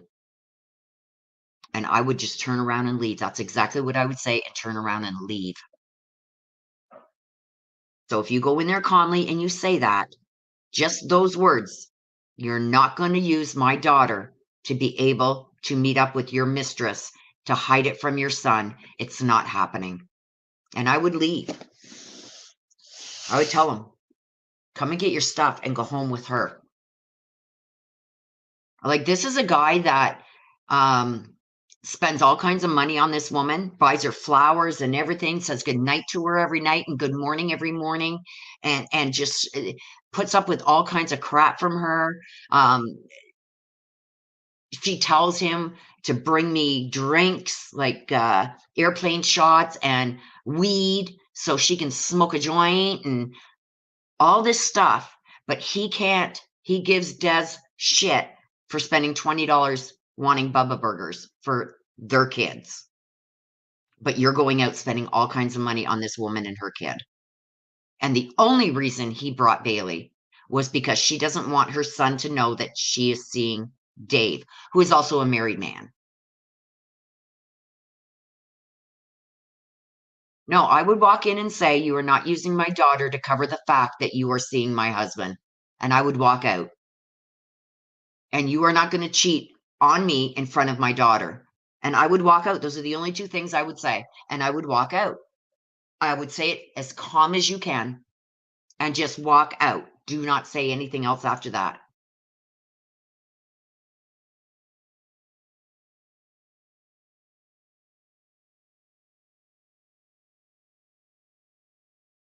But you're losing time to be able to do that, Des. Um,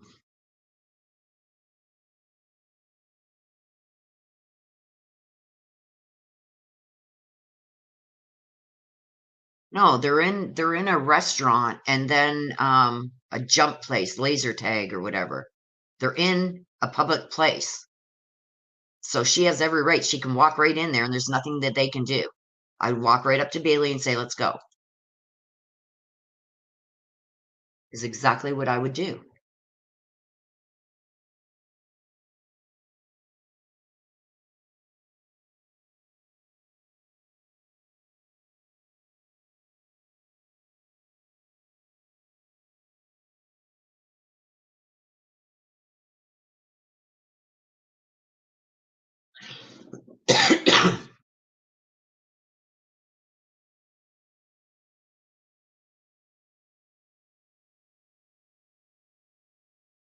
Nothing is stopping her from going into a public place and taking her daughter by the hand and saying, get your coat on, let's go.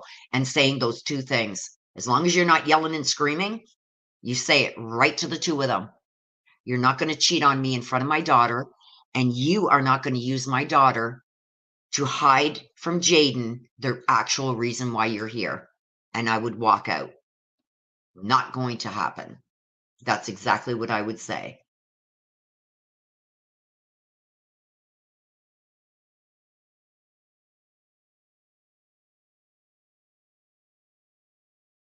Um, and if you're going to do that, I would do it soon.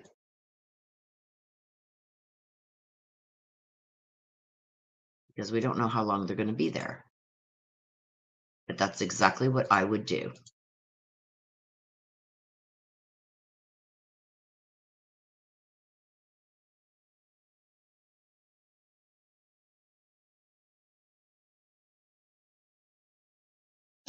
Just my opinion. How's it going to backfire on you? Your daughter told you where they were going to laser one. I would walk my ass right in there. Say, well, I just wanted to come and spend the day with you, and this is what I find. That's what I would do.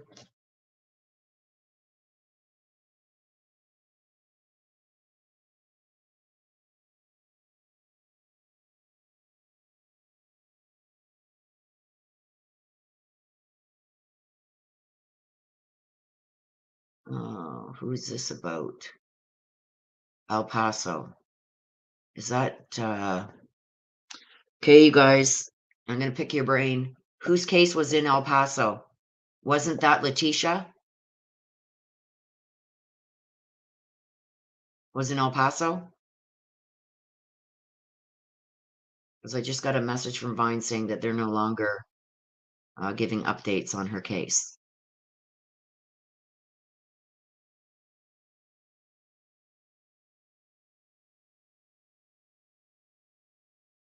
They're not receiving status information from the agency.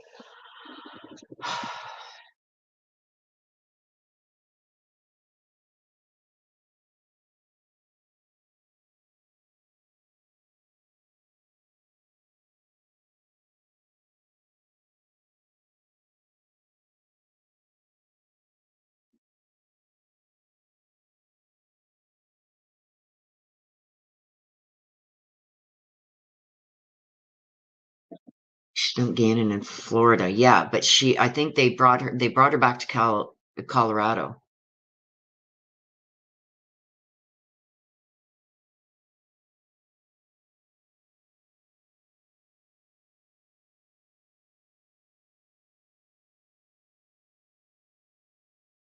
He said both. Well, then I wouldn't have let her go at all. It would be, no, you're not taking my daughter to meet up with your side hoe.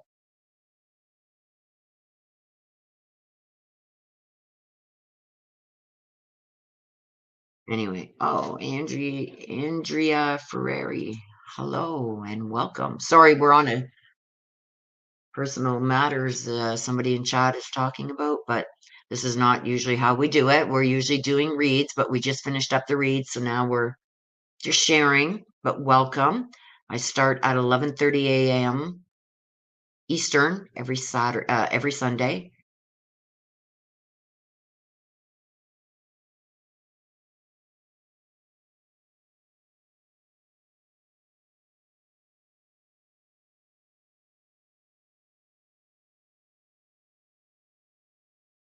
Okay, so let's okay, so I'm gonna wrap this up, you guys. I'm gonna give my sister a call so we can talk privately. I'm gonna wrap it up. So thank you for being here, Rosie and Des. Thank you so much for being here, you guys. I appreciate it.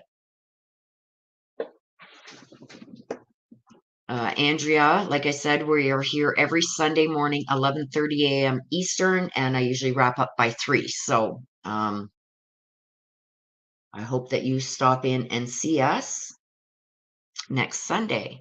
I may do one through the week too. Hi, Kate Bell.